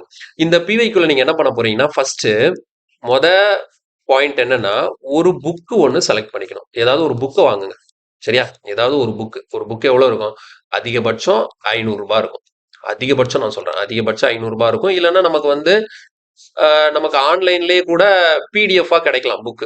அந்த பிடிஎஃப் எடுத்தாலும் பிரிண்ட் போட்டு வச்சுக்கிறது தான் நமக்கு பெஸ்ட். நான் என்ன பொறுத்தவரைக்கும் நான் மஸ்ட்ன்னு சொல்றது அது புக்கா நம்ம கையில இருக்கிறது தான் என்னைக்குமே நல்லது. சரியா? ஒரு புக்க வாங்க போறீங்க. இந்த புக் வந்து நெறைய இருக்கு. இப்ப நமக்கு லாஸ்ட் நீங்க எஸ்எஸ்சி பிரிப்பேர் பண்ணாலும் சரி, ஆர்ஆர்பி பிரிப்பேர் பண்ணாலும் சரி, லாஸ்ட் 10 இயர்ஸ் அல்லது 15 இயர்ஸ். லாஸ்ட் 10 டூ 15 இயர்ஸ்க்கான கொஸ்டின்ஸ வந்து சாப்டர் வைஸ் போட்டிருப்பாங்க. சரியா? Chapter wise previous year question இருக்கும். இந்த கிரண்லலாம் வருது இல்லையா? கிரண் சாப்டர் வைஸ் எடுத்துக்கலாம், அல்லது பினாக்கிள் எடுத்துக்கலாம், அல்லது இந்த ஒய்டிசின்னு இருக்கு இல்லையா? ஒய்டிசியா ஒய்சிடியா ஏதோ ஒன்று இருக்குமே, யூத் ஒய்சிடி, ஓகேவா? ஒய்சிடி யூத் காம்படிஷன் டைம்ஸ், இந்த ஒய்சிடின்னு ஒரு பப்ளிகேஷன் இருக்கு, அல்லது கிரண் பப்ளிகேஷன் இருக்கு, அப்படி இல்லைன்னா பினாக்கிள் இருக்கு. ஸோ இது மாதிரி நிறைய டிஃப்ரெண்ட் பப்ளிகேஷன் இருக்கு. இவங்க எல்லாருமே என்ன பண்ணிருப்பாங்க அப்படின்னா, இந்த பழைய ப்ரீவியஸ் இயர் கொஸ்டினை வந்து சாப்டர் வைஸா பிரிச்சு கொடுத்துருப்பாங்க. ஓகேங்களா? ஒவ்வொரு சாப்டர் இப்போ பர்சன்டேஜ்னு வச்சுக்கோங்களேன். பர்சன்டேஜ்ல ப்ரீவியஸ் இயர் கொஸ்டின் மட்டும் ஒரு 300 to 400 கொஸ்டின் இருக்கும். 300 to 400 கொஸ்டின் இருக்கும். அடுத்த இது ரேஷியோன்னு வச்சுக்கோங்களேன். ரேஷியோல ஒரு 400 கொஸ்டின் இருக்கும். ஸோ இந்த மாதிரி ப்ரீவியஸ் இயர் கொஸ்டினை அவங்க ஒவ்வொரு சாப்டரா பிரிச்சு வச்சிருப்பாங்க. இப்போ இது எல்லாத்தையும் எடுத்து ஒவ்வொரு கொஸ்டினா உட்காந்து சால்வ் பண்ணணும். அப்போ நீங்க ஆல்ரெடி என்ன பண்ணிட்டீங்க? சிலபஸை ஃபுல்லா பேசிக் கான்செப்ட் எல்லாம் படிச்சு முடிச்சிட்டீங்க. இப்போ பேசிக் கான்செப்ட் படிச்சு முடிச்சதுக்கு அப்புறமேட்டு நீங்க வந்து ப்ராக்டிஸ் பண்ண போறீங்க ப்ரீவியஸ் இயர் கொஸ்டின். ஸோ இதுவும் அதே ஆர்டர்ல தான் வரணும். இப்போ பர்சன்டேஜ்ல நீங்க ப்ரீவியஸ் இயர் கொஸ்டின் பண்ண போறீங்கன்னு வச்சுக்கோங்களேன். என்ன பண்ணணும்? நேரா நீங்க பர்சன்டேஜுக்கான நோட்ஸ் எடுக்கணும். அந்த பர்சன்டேஜ் இப்போ நீங்க வந்து ஃபுல்லா கம்ப்ளீட்டா சிலபஸ் ஃபுல்லா முடிச்சாச்சுல்ல. இப்போ இந்த சிலபஸ் ஃபுல்லா முடிச்ச உடனே இன்னொரு சிக்கல் ஒன்று வரும். இல்ல சார், நான் 3 டாபிக் முடிச்சிட்டேன், 4வது டாபிக் படிச்சுட்டு இருக்கேன். இப்போ 3 டாபிக்ல நான் என்ன படிச்சேங்கிறதே எனக்கு ஞாபகம் இல்லை சார் அப்படின்னு சொல்லுவாங்க. அப்ப நீங்க என்ன பண்ணணும்னா, ஒரு வீக்லி நீங்க ஜஸ்ட் ரிவைஸ் பண்ணணும். எவ்ரி வீக் முடிஞ்ச உடனே நீங்க சிலபஸ் கம்ப்ளீட் பண்ணிட்டு இருக்கும் போதே ஒவ்வொரு வீக்கெண்டும் எடுத்து, ஓகே, ஒவ்வொரு வீக்கெண்ட்லயும் ஏதாச்சும் ஒரு டைமை ஃபிக்ஸ் பண்ணி ஒரு 2 ஹவர்ஸ் என்னவோ ஃபிக்ஸ் பண்ணி ஒவ்வொரு வீக்கெண்ட்லயும் ஒரு 2 ஹவர்ஸ் எடுத்து அந்த 2 ஹவர்ஸ்ல இதுக்கு முன்னாடி நீங்க என்னெல்லாம் படிச்சீங்களோ, இதுக்கு முன்னாடி ப்ரீவியஸா நீங்க படிச்ச எல்லா டாபிக்கையும் ஜஸ்ட் உங்களோட நோட்ஸை வச்சு ரிவைஸ் பண்ணிட்டே வாங்க. ஓகே, ஸோ இந்த ரிவிஷன் வந்து ரொம்ப ரொம்ப முக்கியம். இந்த மாதிரி நீங்க ப்ரீவியஸ் படிச்ச டாபிக்கை எவ்ரி வீக் வந்து நீங்க ரிவைஸ் பண்ணிட்டே வரும்போது அது மறக்காது. அது அப்படியே மைண்ட்ல நமக்கு ஸ்டோர் ஆகிட்டே வரும். ஓகேவா? ஸோ இந்த ப்ராசஸை நீங்க கண்டிப்பா ஃபாலோ பண்ணும்போது உங்களுக்கு அந்த மறக்குதுங்கிற பிரச்சனை வந்து காலப்போக்கில் போயிடும். சரி, இப்போ நேரம் இந்த பாயிண்ட்டுக்கு வாங்க. அப்போ ஒவ்வொன்றிலையும் நமக்கு 300 கொஸ்டினுக்கு பர்சன்டேஜ்னு எடுத்தாச்சு. அப்போ பர்சன்டேஜ் படிக்கும்போது ஃபர்ஸ்ட் என்ன பண்ணுவேன்? பர்சன்டேஜ்ல அந்த நோட்ஸ் எடுப்பேன். அந்த நோட்ஸ் எடுத்து என்ன பண்ணுவேன்? ஜஸ்ட் அதில் இருக்கக்கூடிய நான் எழுதி வச்சிருக்கக்கூடிய கொஸ்டின்ஸ் என்னென்ன டிஃப்ரெண்ட் டைப்ஸ் இருக்குங்கிறத பார்ப்பேன். அது ஃபுல்லாக பார்த்து முடிச்சுட்டு இப்போ நான் நேராக என்ன பண்ணுவேன்? இந்த 300 to 400 கொஸ்டின் இந்த புக்கை ஓப்பன் பண்ணுவேன். இந்த புக்கை ஓப்பன் பண்ணி பர்சன்டேஜ் டாபிக் எடுத்து இப்போ இந்த இடத்துல நீங்க என்ன பண்ணணும்னா, ஒரு நாளைக்கு மினிமம் 100 மேக்ஸிமம் ஒரு 150 கொஸ்டின் நீங்க சால்வ் பண்ணணும். ஒரு நாளைக்கு 100ல இருந்து 150 கொஸ்டின் நீங்க சால்வ் பண்ணீங்கன்னா, இப்போ அந்த பர்சன்டேஜ்னு இருக்கு. அப்போ பர்சன்டேஜ்ல ஒரு 300 கொஸ்டின் இருக்குதுன்னா, அப்போ 300 கொஸ்டின் நீங்க டெய்லி 150 போட்டீங்கன்னா ஒரு 2 டேஸ்ல நீங்க பர்சன்டேஜை ஃபுல்லா முடிச்சிருவீங்க. 100 போட்டீங்கன்னா உங்களுக்கு 3 நாள் ஆகும். 100 போட்டா 3 நாள் ஆகும். ஸோ இப்போ இந்த மாதிரி ப்ரீவியஸ் இயர் கொஸ்டின் படிக்கும்போது ஒவ்வொரு டாப்பிக்கும் எவ்வளோ நாள் ஆகுங்கிறத உங்களால ஈஸியாக கண்டுபிடிச்சிட முடியும். ஒவ்வொரு டாப்பிக்ல எவ்வளோ நம்பர் ஆஃப் கொஸ்டின்ஸ் இருக்குன்னு சொல்லிட்டு. ஸோ இந்த ரேஷியோ பர்சன்டேஜை பொறுத்த வரைக்கும் கொஸ்டின் நம்பர்ஸ் வந்து ஜாஸ்தியாக தான் இருக்கும். நம்ம இப்ப இதுல என்ன பண்ண போறோம்னா, இந்த பிராக்டிஸ் பியூக்கு பண்ணும்போது நம்ம பண்ணக்கூடிய முக்கியமான விஷயம் என்ன தெரியுமா? இதுல வந்து கண்டிப்பா அந்த புக்ல வந்து கொஸ்டின் இருக்கும், பின்னாடி சொல்யூஷன் இருக்கும். ஸோ இப்போ இந்த கொஸ்டினை வந்து நீங்க அப்படியே எடுத்து ஒரு ரஃப் பேப்பரா எடுத்து நீங்க சால்வ் பண்ணிட்டே வரும்போது இப்போ கொஸ்டின் நம்பர் 1 போடுறீங்க, சால்வ் பண்ணியாச்சு. 2 சால்வ் பண்ணியாச்சு, ஈஸியா இருக்கு. 3 சால்வ் பண்ணியாச்சு, ஈஸியா இருக்கு. 4வது கொஸ்டின் வரும்போது இது சால்வ் பண்ண தெரியல, ஏதோ ஒரு இடத்துல என்னால கான்செப்டை அண்டர்ஸ்டாண்ட் பண்ண முடியலன்னு வச்சுக்கோங்களேன். இப்போ 4வது கொஸ்டின் எனக்கு சால்வ் பண்ண முடியல, இது கொஞ்சம் கஷ்டமா இருக்கு. அப்ப என்ன பண்ணணும்னா, இந்த 4வது கொஸ்டின் பக்கத்துல அந்த புக் இருக்குல்ல, அந்த புக்ல இந்த 4வது கொஸ்டின் பக்கத்துல ஏதாவது ஜஸ்ட் ஒரு மார்க் பண்ணிக்கோங்க. அப்ப என்னது? எனக்கு இது தெரியல. அப்போ உங்களுக்கு தெரியல அப்படின்னா இது வந்து ஒரு விஐன்னு போட்டுக்கோங்க, வெரி இம்பார்ட்டன்ட். ஏன்னா எனக்கு தெரியல, இதை நான் வந்து ரிவைஸ் பண்ணணும். இது எதுக்காகனா உங்களுக்கு பின்னாடி ரிவிஷனுக்கு ரொம்ப ஹெல்ப்ஃபுல்லா இருக்கும். உங்களுக்கு எந்த கொஸ்டின் தெரியல, எந்த கொஸ்டின்ல நீங்க ஸ்ட்ரகிள் ஆகுறீங்களோ அந்த கொஸ்டினை ஜஸ்ட் மார்க் பண்ணுங்க. அப்போ ஒரு 300 to 400 கொஸ்டின் இருக்குங்கிற பட்சத்துல இந்த மாதிரி அதிகபட்சம் எத்தனை கொஸ்டினை மார்க் பண்ணிடுவீங்க? ஒரு 40 கொஸ்டின் மார்க் பண்ணுவீங்களா? ஒரு 40 கொஸ்டின் வந்து உங்களுக்கு கான்செப்ட் தெரியாம வித்தியாசமா இருக்கு. அப்ப இந்த 40 கொஸ்டின் நீங்க என்ன பண்ணிக்கணும்? மார்க் பண்ணி வச்சுக்கணும். அப்ப இந்த 40 கொஸ்டின் மார்க் பண்ணிட்டீங்க அப்படின்னா உங்களுக்கு கிளியரா தெரிஞ்சிருச்சு. இதுக்கப்புறம் ரிவிஷனுக்குன்னு சொல்லிட்டு வரும்போது இந்த பர்சன்டேஜ்ல இருக்கக்கூடிய அவ்வளவு கொஸ்டினை நான் பார்க்கணும்னு கூட அவசியம் இல்லை. ஜஸ்ட் இந்த 40 கொஸ்டினை மட்டும் நான் ரிவைஸ் பண்ணா போதும். ஏன்னா மற்ற கொஸ்டின் எல்லாமே எனக்கு நார்மல் நோட்ஸ் நான் ரிவைஸ் பண்ணும்போது எனக்கு தெரியுது. அப்ப எனக்கு தெரியாத கொஸ்டினை மட்டும் நான் என்ன பண்ணிக்கிற மாதிரி, இன்னும் உங்களுக்கு ப்ராப்பர் டைம் இருந்ததுன்னா என்ன பண்ணுங்க, இந்த 40 கொஸ்டினுக்கு மட்டும் ஒரு நோட்ஸா கூட நீங்க ப்ரிப்பேர் பண்ணலாம். ஓகேவா? 40 கொஸ்டின் நோட்ஸா கூட ப்ரிப்பேர் பண்ணலாம். இது டைம் இருந்தாதான். என்ன பொறுத்த வரைக்கும் நோட்ஸா ப்ரிப்பேர் பண்ணாலும் ஓகே தான். அல்லது அந்த புக்லயே ஜஸ்ட் நீங்க மார்க் பண்ணி வச்சுக்கிட்டா கூட போதும். ஓகேவா? அப்போ பர்சன்டேஜ் டாபிக்ல ஒரு 40 கொஸ்டின் நீங்க மார்க் பண்ணிடுவீங்க. அதே மாதிரி ரேஷியோ பாப்பீங்களா? ரேஷியோல 400 கொஸ்டின் இருக்கு. அப்ப 400 கொஸ்டின் ஒவ்வொரு கொஸ்டினா எடுத்து நீங்க சால்வ் பண்ணிட்டே வருவீங்க. அப்ப இதுல வந்து ஒரு 35 கொஸ்டின் வந்து உங்களுக்கு தெரியாத மாதிரி இருக்கு. கொஞ்சம் டிஃபிகல்ட்டான கொஸ்டின்ஸா இருக்கு. ஓகே, கொஞ்சம் டிஃபிகல்ட்டான கொஸ்டின், புரிஞ்சுக்கிறதுக்கு கொஞ்சம் கஷ்டமான கொஸ்டின்ஸா இருக்குன்னா அதை மட்டும் நீங்க மார்க் பண்ணி வச்சுக்கிறீங்க. இது மாதிரி நான் சொன்ன அந்த சிலபஸ் கம்ப்ளீட் பண்ணாலே ஒவ்வொரு டாபிக்கா, அந்த ஒவ்வொரு டாபிக்குக்கும் இதே ப்ராசஸை நீங்க ஒவ்வொன்றா பண்ணிட்டே வரணும். அப்படி பண்ணிட்டே வரும்போது இந்த இடத்துல கஷ்டமான கொஸ்டின்ஸ் ஃபுல்லா நீங்க மார்க் பண்ணிட்டே வரணும். ஓகேவா? இங்கேயும் அதே ப்ராசஸ் தான். எவ்ரி வீக் முடிஞ்ச உடனே அந்த வீக்குக்கு முன்னாடி நீங்க என்ன பண்ணீங்களோ அது அவ்வளோத்தையும் ரிவைஸ் பண்ணிட்டே வரணும். ஜஸ்ட் எடுத்து ஒரு ரீகால் அப்படியே ஒரு ப்ராப்பரா அப்படியே ஒரு கிளான்ஸ் விட்டா போதும். ஸோ இது மாதிரி தான் நீங்க வந்து ப்ரீவியஸ் இயர் கொஸ்டினை வந்து ப்ராக்டிஸ் பண்ணணும். ஸோ அதுக்கு கண்டிப்பா நீங்க வந்து ஒரு புக்கை ப்ரிஃபர் பண்றது வந்து ரொம்ப முக்கியமான விஷயமா இருக்கும். சரியா? ஸோ ஸ்டெப் 2 இந்த மாதிரி நீங்க கம்ப்ளீட் பண்ணிடலாம். ஓகே. இப்போ அடுத்தது நம்ம பார்க்கக்கூடிய முக்கியமான பாயிண்ட் என்ன அப்படின்னு பாத்தீங்கன்னா ஸ்பீடு.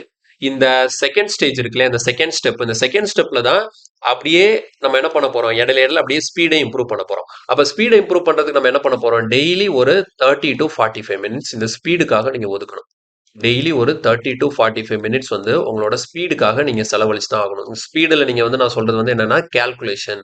மேக்ஸ்ல வந்து இந்த கால்குலேஷன் ஸ்பீடுங்கிறது ரொம்ப ரொம்ப முக்கியம். நீங்க எந்த அளவுக்கு ஸ்பீடா கால்குலேஷன் பண்றீங்களோ அந்த அளவுக்கு உங்களுக்கு வந்து கொஷின்ஸை அதிகமா சால்வ் பண்றதுக்கான டைம் கிடைக்கும். நம்ம வந்து எஸ்எஸ்சின்னு எடுத்துட்டீங்கன்னு வச்சுக்கோங்களேன், நமக்கு என்னது இப்போ 25 கொஸ்டின் சால்வ் பண்றதுக்கு நம்ம அதிகபட்சம் எவ்வளவு எடுத்துக்கலாம், 20 மினிட்ஸ் தான். 20 நிமிஷத்துல நம்ம கண்டிப்பா 25 கொஸ்டினை சால்வ் பண்ணி ஆகணும்.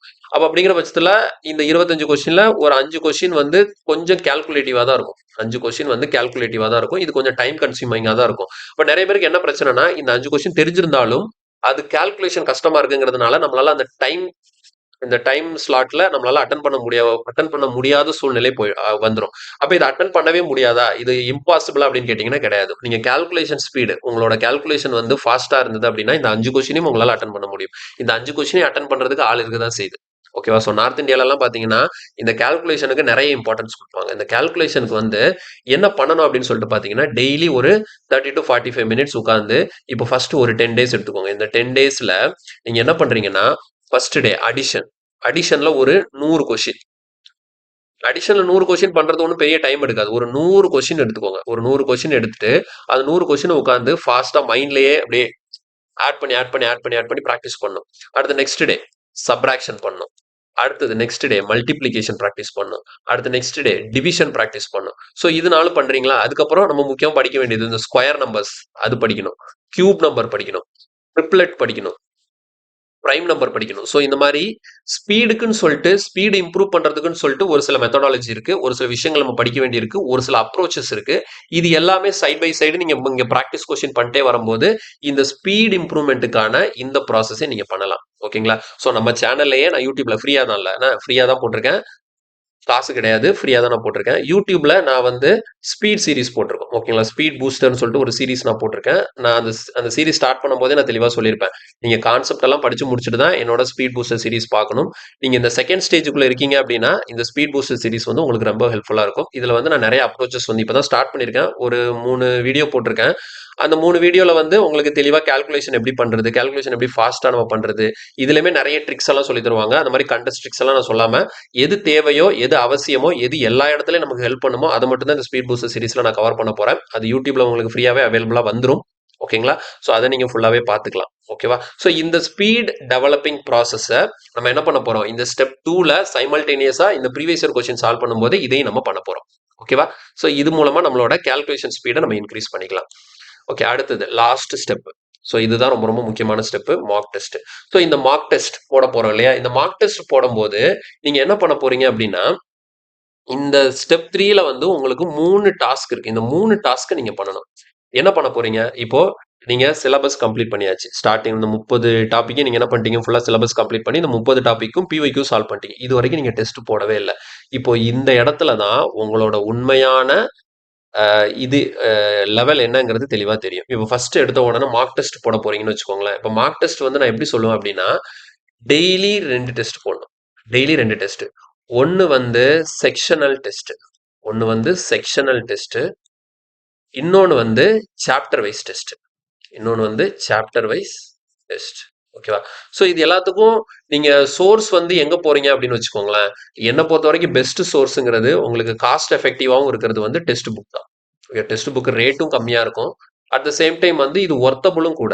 ஓகேவா? சார் நிறைய பேர் என்ன சொல்லுவாங்க, டெஸ்ட் புக் வேண்டாம், நீங்க ஆலிவ் போர்டு போடுங்க, அது மாதிரி இன்னும் நிறைய நிறைய பிளாட்ஃபார்ம் இருக்கு. அது மாதிரி சொல்லுவாங்க. நான் என்ன சொல்லுவேன் அப்படின்னா, நீங்க வந்து ஸ்டார்டிங் ஸ்டேஜ்ல டெஸ்ட் புக்கே உங்களுக்கு போதும். ஸோ டெஸ்ட் புக்கே எனக்கு தெரிஞ்சு மோர் தென் எனஃப் தான்.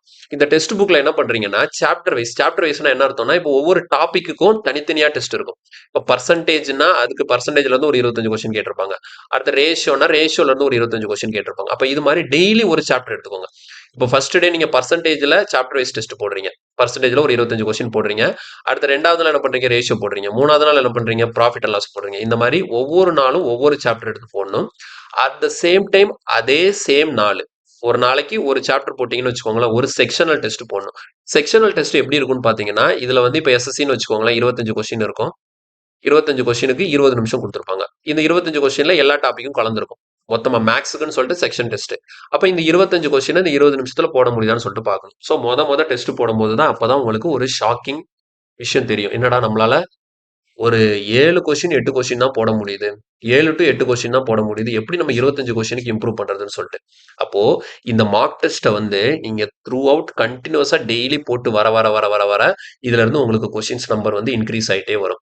இப்போ நீங்க 7 டு 8 கொஸ்டின் போடுறீங்களா, இந்த மார்க் டெஸ்ட் போடுறதுக்கு முன்னாடி ஒரு விஷயம் நான் சொல்றேன். இந்த செக்ஷனல் மார்க் டெஸ்ட் போடுறதுக்கு முன்னாடி நீங்க ஃபர்ஸ்ட் செய்யக்கூடிய விஷயம் என்னன்னா, சைமல்டேனியஸா என்ன பண்ணணும், நீங்க எழுதி வச்ச அந்த நோட்ஸை ரிவைஸ் பண்ணணும். ஃபர்ஸ்ட் பர்சன்டேஜ் இருக்கா, பர்சன்டேஜுக்கான ஃபுல் நோட்ஸை ரிவைஸ் பண்ண போறீங்க. நீங்க எழுதி வச்ச நோட்ஸ், ஃபர்ஸ்ட் நோட்ஸ்.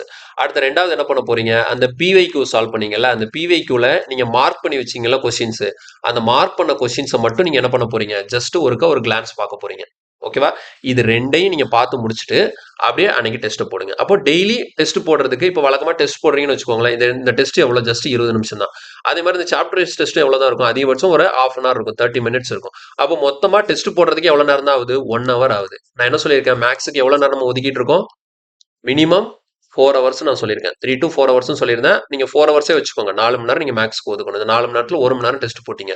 மீதி இருக்கக்கூடிய 3 மணி நேரம் நான் என்ன சார் பண்றது? அப்ப இந்த 3 மணி நேரத்துல ஒரு மணி நேரம், ஓகேங்களா, 1 மணி நேரம் உங்களுக்கு எதுக்கு போயிடும், இந்த ரிவிஷனுக்கு போயிடும். ஜஸ்ட் ஒரு கிளான்ஸ் பார்ப்பீங்க இல்லையா, அந்த கிளான்ஸ்க்கு 1 மணி நேரம் போயிடும். அப்ப மீதி இருக்கக்கூடிய 2 மணி நேரம் இருக்கு இல்லையா, இந்த 2 மணி நேரம் என்ன பண்ணணும் அப்படின்னா, இந்த டெஸ்ட்ல இருக்கக்கூடிய ஈச் அண்ட் எவ்ரி கொஸ்டின் எடுத்து அனலைஸ் பண்ணணும்.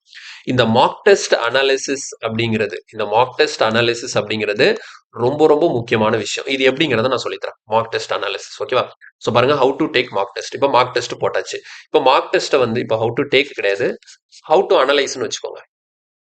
நீங்க போட்ட மார்க் டெஸ்ட்டை எப்படி அனலைஸ் பண்றது? இப்போ நான் வந்து ஒரு செக்ஷன் டெஸ்ட் போட்டேன். மேக்ஸ்ல 25 கொஸ்டின் இருக்கு.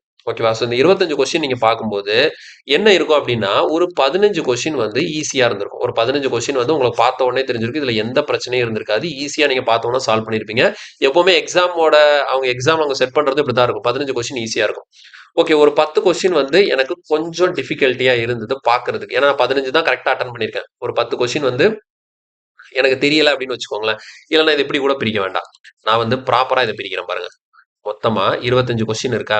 இப்ப 25 கொஸ்டின்ல வந்து என்ன நடந்திருக்கும் அப்படின்னா, இப்ப அனாலிசிஸ்ன்னு பண்ணும்போது பாருங்க, எத்தனை கொஸ்டின் நீங்க ரைட்டா போட்டீங்க, எத்தனை கொஸ்டின் வந்து கரெக்ட், எத்தனை கொஸ்டின் வந்து தப்புங்கிறத ஃபர்ஸ்ட் பார்க்கணும். இந்த மார்க் டெஸ்ட் அனாலிசிஸ் வந்து நிறைய பேருக்கு பண்ண தெரிய மாட்டுது. ஓகேவா? சும்மா டெஸ்ட்டை போடுறாங்க, மார்க் பார்க்குறாங்க. ஐயோ மார்க் வரலன்னு சொல்லிட்டு உடனே அடுத்த டெஸ்ட் போயிடுறது. சில பேருக்கு என்னன்னா, டெஸ்ட் போடுறதுக்கே கான்ஃபிடன்ஸ் இல்ல.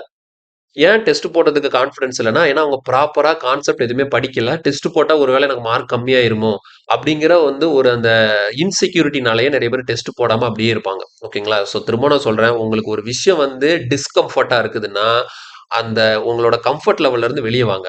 ஸோ எது டிஸ்கம்ஃபர்ட்டா இருக்குதோ அதை திரும்ப திரும்ப பண்ணீங்கன்னா தான் அது உங்களுக்கு கம்ஃபர்ட் லெவலா மாறும். நீங்க அதை செய்யாத வரைக்குமே அது உங்களுக்கு கஷ்டமா டிஸ்கம்ஃபர்ட்டா தான் இருக்க செய்யும். அந்த இடத்துல இன்செக்யூரிட்டி உங்களுக்கு போகணும் அப்படின்னா, கான்ஃபிடன்ஸ் வளரணும் அப்படின்னா, அந்த விஷயத்த நீங்க தைரியமா செய்ய முன் வரணும். நீங்க தைரியமா செய்யும் போது தான் அதுல இருக்கக்கூடிய இன்செக்யூரிட்டி போய் உங்களுக்கு கான்ஃபிடன்ஸ் பில்ட் ஆகும். ஓகே, இப்போ 25 கொஸ்டின் நான் போட்டிருக்கேன். இப்போ 25 கொஸ்டின்ல எத்தனை கொஸ்டின் கரெக்ட், எத்தனை கொஸ்டின் தப்பு, கரெக்ட் எத்தனை, ராங் எத்தனைன்னு சொல்லி பார்க்கும்போது, இப்போ கரெக்ட்ல எத்தனை இருக்கும், ஒரு 15 கொஸ்டின் நீங்க கரெக்டா போட்டிருப்பீங்க. சரியா? ஒரு 10 கொஸ்டின் தப்புன்னு வச்சுக்கோங்களேன். நீங்க 25 அட்டன் பண்ணி வச்சிட்டீங்க, 10 கொஸ்டின் தப்பா போட்டீங்க. ஓகேவா? சில ராங், இல்ல இந்த இடத்துல நாட் அட்டெம்ப்டட்னு கூட வச்சுக்கோங்க. Not attempted. இப்போ அனாலிசிஸ்ன்னு எடுத்து பார்க்கும்போது டெஸ்ட் புக்கே காட்டிடும். நீங்க எத்தனை கொஸ்டின் கரெக்டா போட்டீங்க, எத்தனை கொஸ்டின் தப்பா போட்டீங்க, எத்தனை கொஸ்டின் நீங்க அட்டன் பண்ணவே இல்லைன்னு சொல்லிட்டு. ஸோ 15 கொஸ்டின் கரெக்டா போட்டீங்களா? தப்பா போட்டது வந்து ஒரு 5 கொஸ்டின் வச்சுப்போம். 5 கொஸ்டின் தப்பா போட்டீங்க. ஓகே. நாட் அட்டெம்ப்டட் வந்து ஒரு 5 கொஸ்டின் இருக்கு. ஸோ இந்த 3 கேட்டகரியா உங்களுக்கு பிரிச்சு காட்டும். அப்ப நீங்க என்ன பண்ணணும்? இந்த கரெக்ட்டா போட்ட கொஸ்டின எடுத்து பார்க்கணும். இந்த கரெக்ட்டா போட்ட கொஸ்டின்ல ஏதாவது நான் ஃப்ளூக்ல அடிச்சிருக்கேனா? சும்மா எனக்கு கான்செப்ட் தெரியாம நான் ஏதாவது ஃப்ளூக்ல அடிச்சிருக்கேனா? இல்ல 15மே நான் கான்செப்ட் தெரிஞ்சு தான் போட்டேனான்னு சொல்லிட்டு ஃபர்ஸ்ட் பார்த்துக்கோங்க. ஒருவேளை இந்த 15 கொஸ்டின்ல ஏதாவது ஒரு கொஸ்டின் வந்து நீங்க சும்மா ஃப்ளூக்ல போட்டு அது கரெக்ட்டா இருந்தது அப்படின்னா, ஏன்னா நீங்க மொத்தம் 25 கொஸ்டினுமே ரிவைஸ் பண்ணணும். அப்ப கரெக்ட்டா நீங்க போட்ட கொஸ்டினையுமே உங்களுக்கு ஆன்சர் கரெக்ட்னா அத பார்க்கவே மாட்டாங்க. அப்படியே விட்டுட்டு போயிடுவாங்க. அதுல ஒரு சில கொஸ்டின் வந்து நம்ம என்ன பண்ணியிருப்போம், ஃப்ளூக்ல கூட போட்டிருந்திருக்கலாம். ஒருவேளை ஆன்சர் கரெக்ட்டா வந்திருக்கலாம். அந்த மாரி கூட கொஸ்டின்ஸ் இருக்கும். அதனால என்ன பண்ணணும், இந்த 15 கரெக்ட்டான கொஸ்டின்ல ஏதாவது ஒரு கொஸ்டின் வந்து உங்களுக்கு கான்செப்ட் தெரியாம ஃப்ளூக்ல போட்டீங்களான்னு சொல்லிட்டு பார்க்கணும். அப்ப அந்த கொஸ்டின பிக் பண்ணிக்கணும். ஓகேவா? அந்த கொஸ்டின் பிக் அப்ப அந்த கொஸ்டின் எடுத்தீங்கன்னு வச்சுக்கோங்களேன், அது ஒரு 2 கொஸ்டின் இருக்கும். ஸோ நான் 2 கொஸ்டின் எனக்கு கான்செப்ட் தெரியல சார். சும்மா நானா போட்டேன் சார். ஆனா கரெக்ட் ஆயிட்டு சார் அப்படின்னு சொல்லிட்டு 2 கொஸ்டின். அப்ப இந்த 2 கொஸ்டின் எடுத்துக்கோங்க. இந்த தப்பா போட்டீங்கல்ல இந்த 5 கொஸ்டின். இந்த தப்பா போட்ட 5 கொஸ்டினை எடுத்து பாருங்க. இந்த கொஸ்டின் எதுக்கு தப்பாச்சு? கான்செப்ட் அண்டர்ஸ்டாண்டிங்ல தப்பாச்சா? அல்லது கால்குலேஷன்ல தப்பாச்சா? உங்களோட கான்செப்ட அண்டர்ஸ்டாண்ட் பண்றதுல இந்த 5 கொஸ்டின்ல தப்பு விட்டீங்களா? அல்லது கால்குலேஷன்ல தப்பு விட்டீங்களான்னு சொல்லிட்டு ஃபர்ஸ்ட் பிரிக்கணும். அப்போ ஒருவேளை கான்செப்ட் அண்டர்ஸ்டாண்டிங்ல பிரச்சனை அப்படின்னா, அந்த கொஸ்டினோட கான்செப்ட் என்னங்கிறத நீங்க உடனே லேர்ன் பண்ண கத்துக்கணும். அத அன்னைக்கே முடிச்சிரணும். அப்ப அதுல என்ன தப்பு இருக்கு? கான்செப்ட்ல நான் என்ன மிஸ் பண்ணேங்கிறத உடனே ரெக்டிஃபை பண்ணிடணும். கால்குலேஷன் அப்படின்னா பிரச்சனை இல்ல. கால்குலேஷன் வந்து பிரச்சனை கிடையாது. கால்குலேஷன் தப்பு பண்ணியிருந்தா ஒன்றும் பிரச்சனை இல்லை. சரி ஓகே கால்குலேஷன் தானா? அப்ப எந்த இடத்துல கால்குலேஷன் மிஸ் ஆயிருக்குன்னு சொல்லிட்டு பார்த்து அதை மட்டும் ஜஸ்ட் ரெக்டிஃபை பண்ணா போதும். ஓகேவா? ஸோ அப்ப இது மாதிரி வந்து நமக்கு ராங் கொஸ்டின் வந்து நீங்க இந்த மாதிரி அனலைஸ் பண்ணிக்கணும். இப்ப அடுத்தது நாட் அட்டெம்ப்டட். இந்த நாட் அட்டெம்ப்டட்ல வந்து என்ன அப்படின்னா, இதை நீங்க 2ஆ பிரிச்சுக்கோங்க. ஒண்ணு இதுல 5 கொஸ்டின் இருக்கு. இந்த 5 கொஸ்டினை நான் பார்த்தேனா, ரீட் பண்ணி நான் அட்டன் பண்ணாம போனது, ரீட் பண்ணாம அட்டன் பண்ணாம போனது. ஓகேங்களா? ஸோ ஒரு சில கொஸ்டின் நம்ம ரீட் பண்ணியிருப்போம்.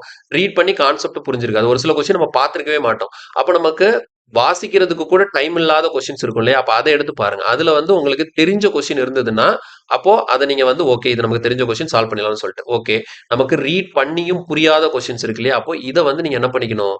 நோட் டவுன் பண்ணிக்கணும். இந்த கொஸ்டினை வந்து நீங்க நோட் டவுன் பண்ணிக்கணும். புரியுதா? ஸோ ஒரு டெஸ்ட்டுக்கு இவ்வளோ அனாலிசிஸ் இருக்கு. இந்த மாதிரி அனாலிசிஸை நீங்க ப்ராப்பரா ஈச் அண்ட் எவ்ரி டெஸ்ட் பண்ணா மட்டும்தான் உங்களுக்கு டெஸ்ட்ல ஸ்கோர் இம்ப்ரூவ் ஆகும். சும்மா அப்படியே டெஸ்ட்டை மட்டும் போட்டுட்டு மார்க்கை பார்த்துட்டு சும்மா டெஸ்ட்டை போட்டுட்டு இருக்கிறதுனால எந்த வித பலனுமே கிடையாது.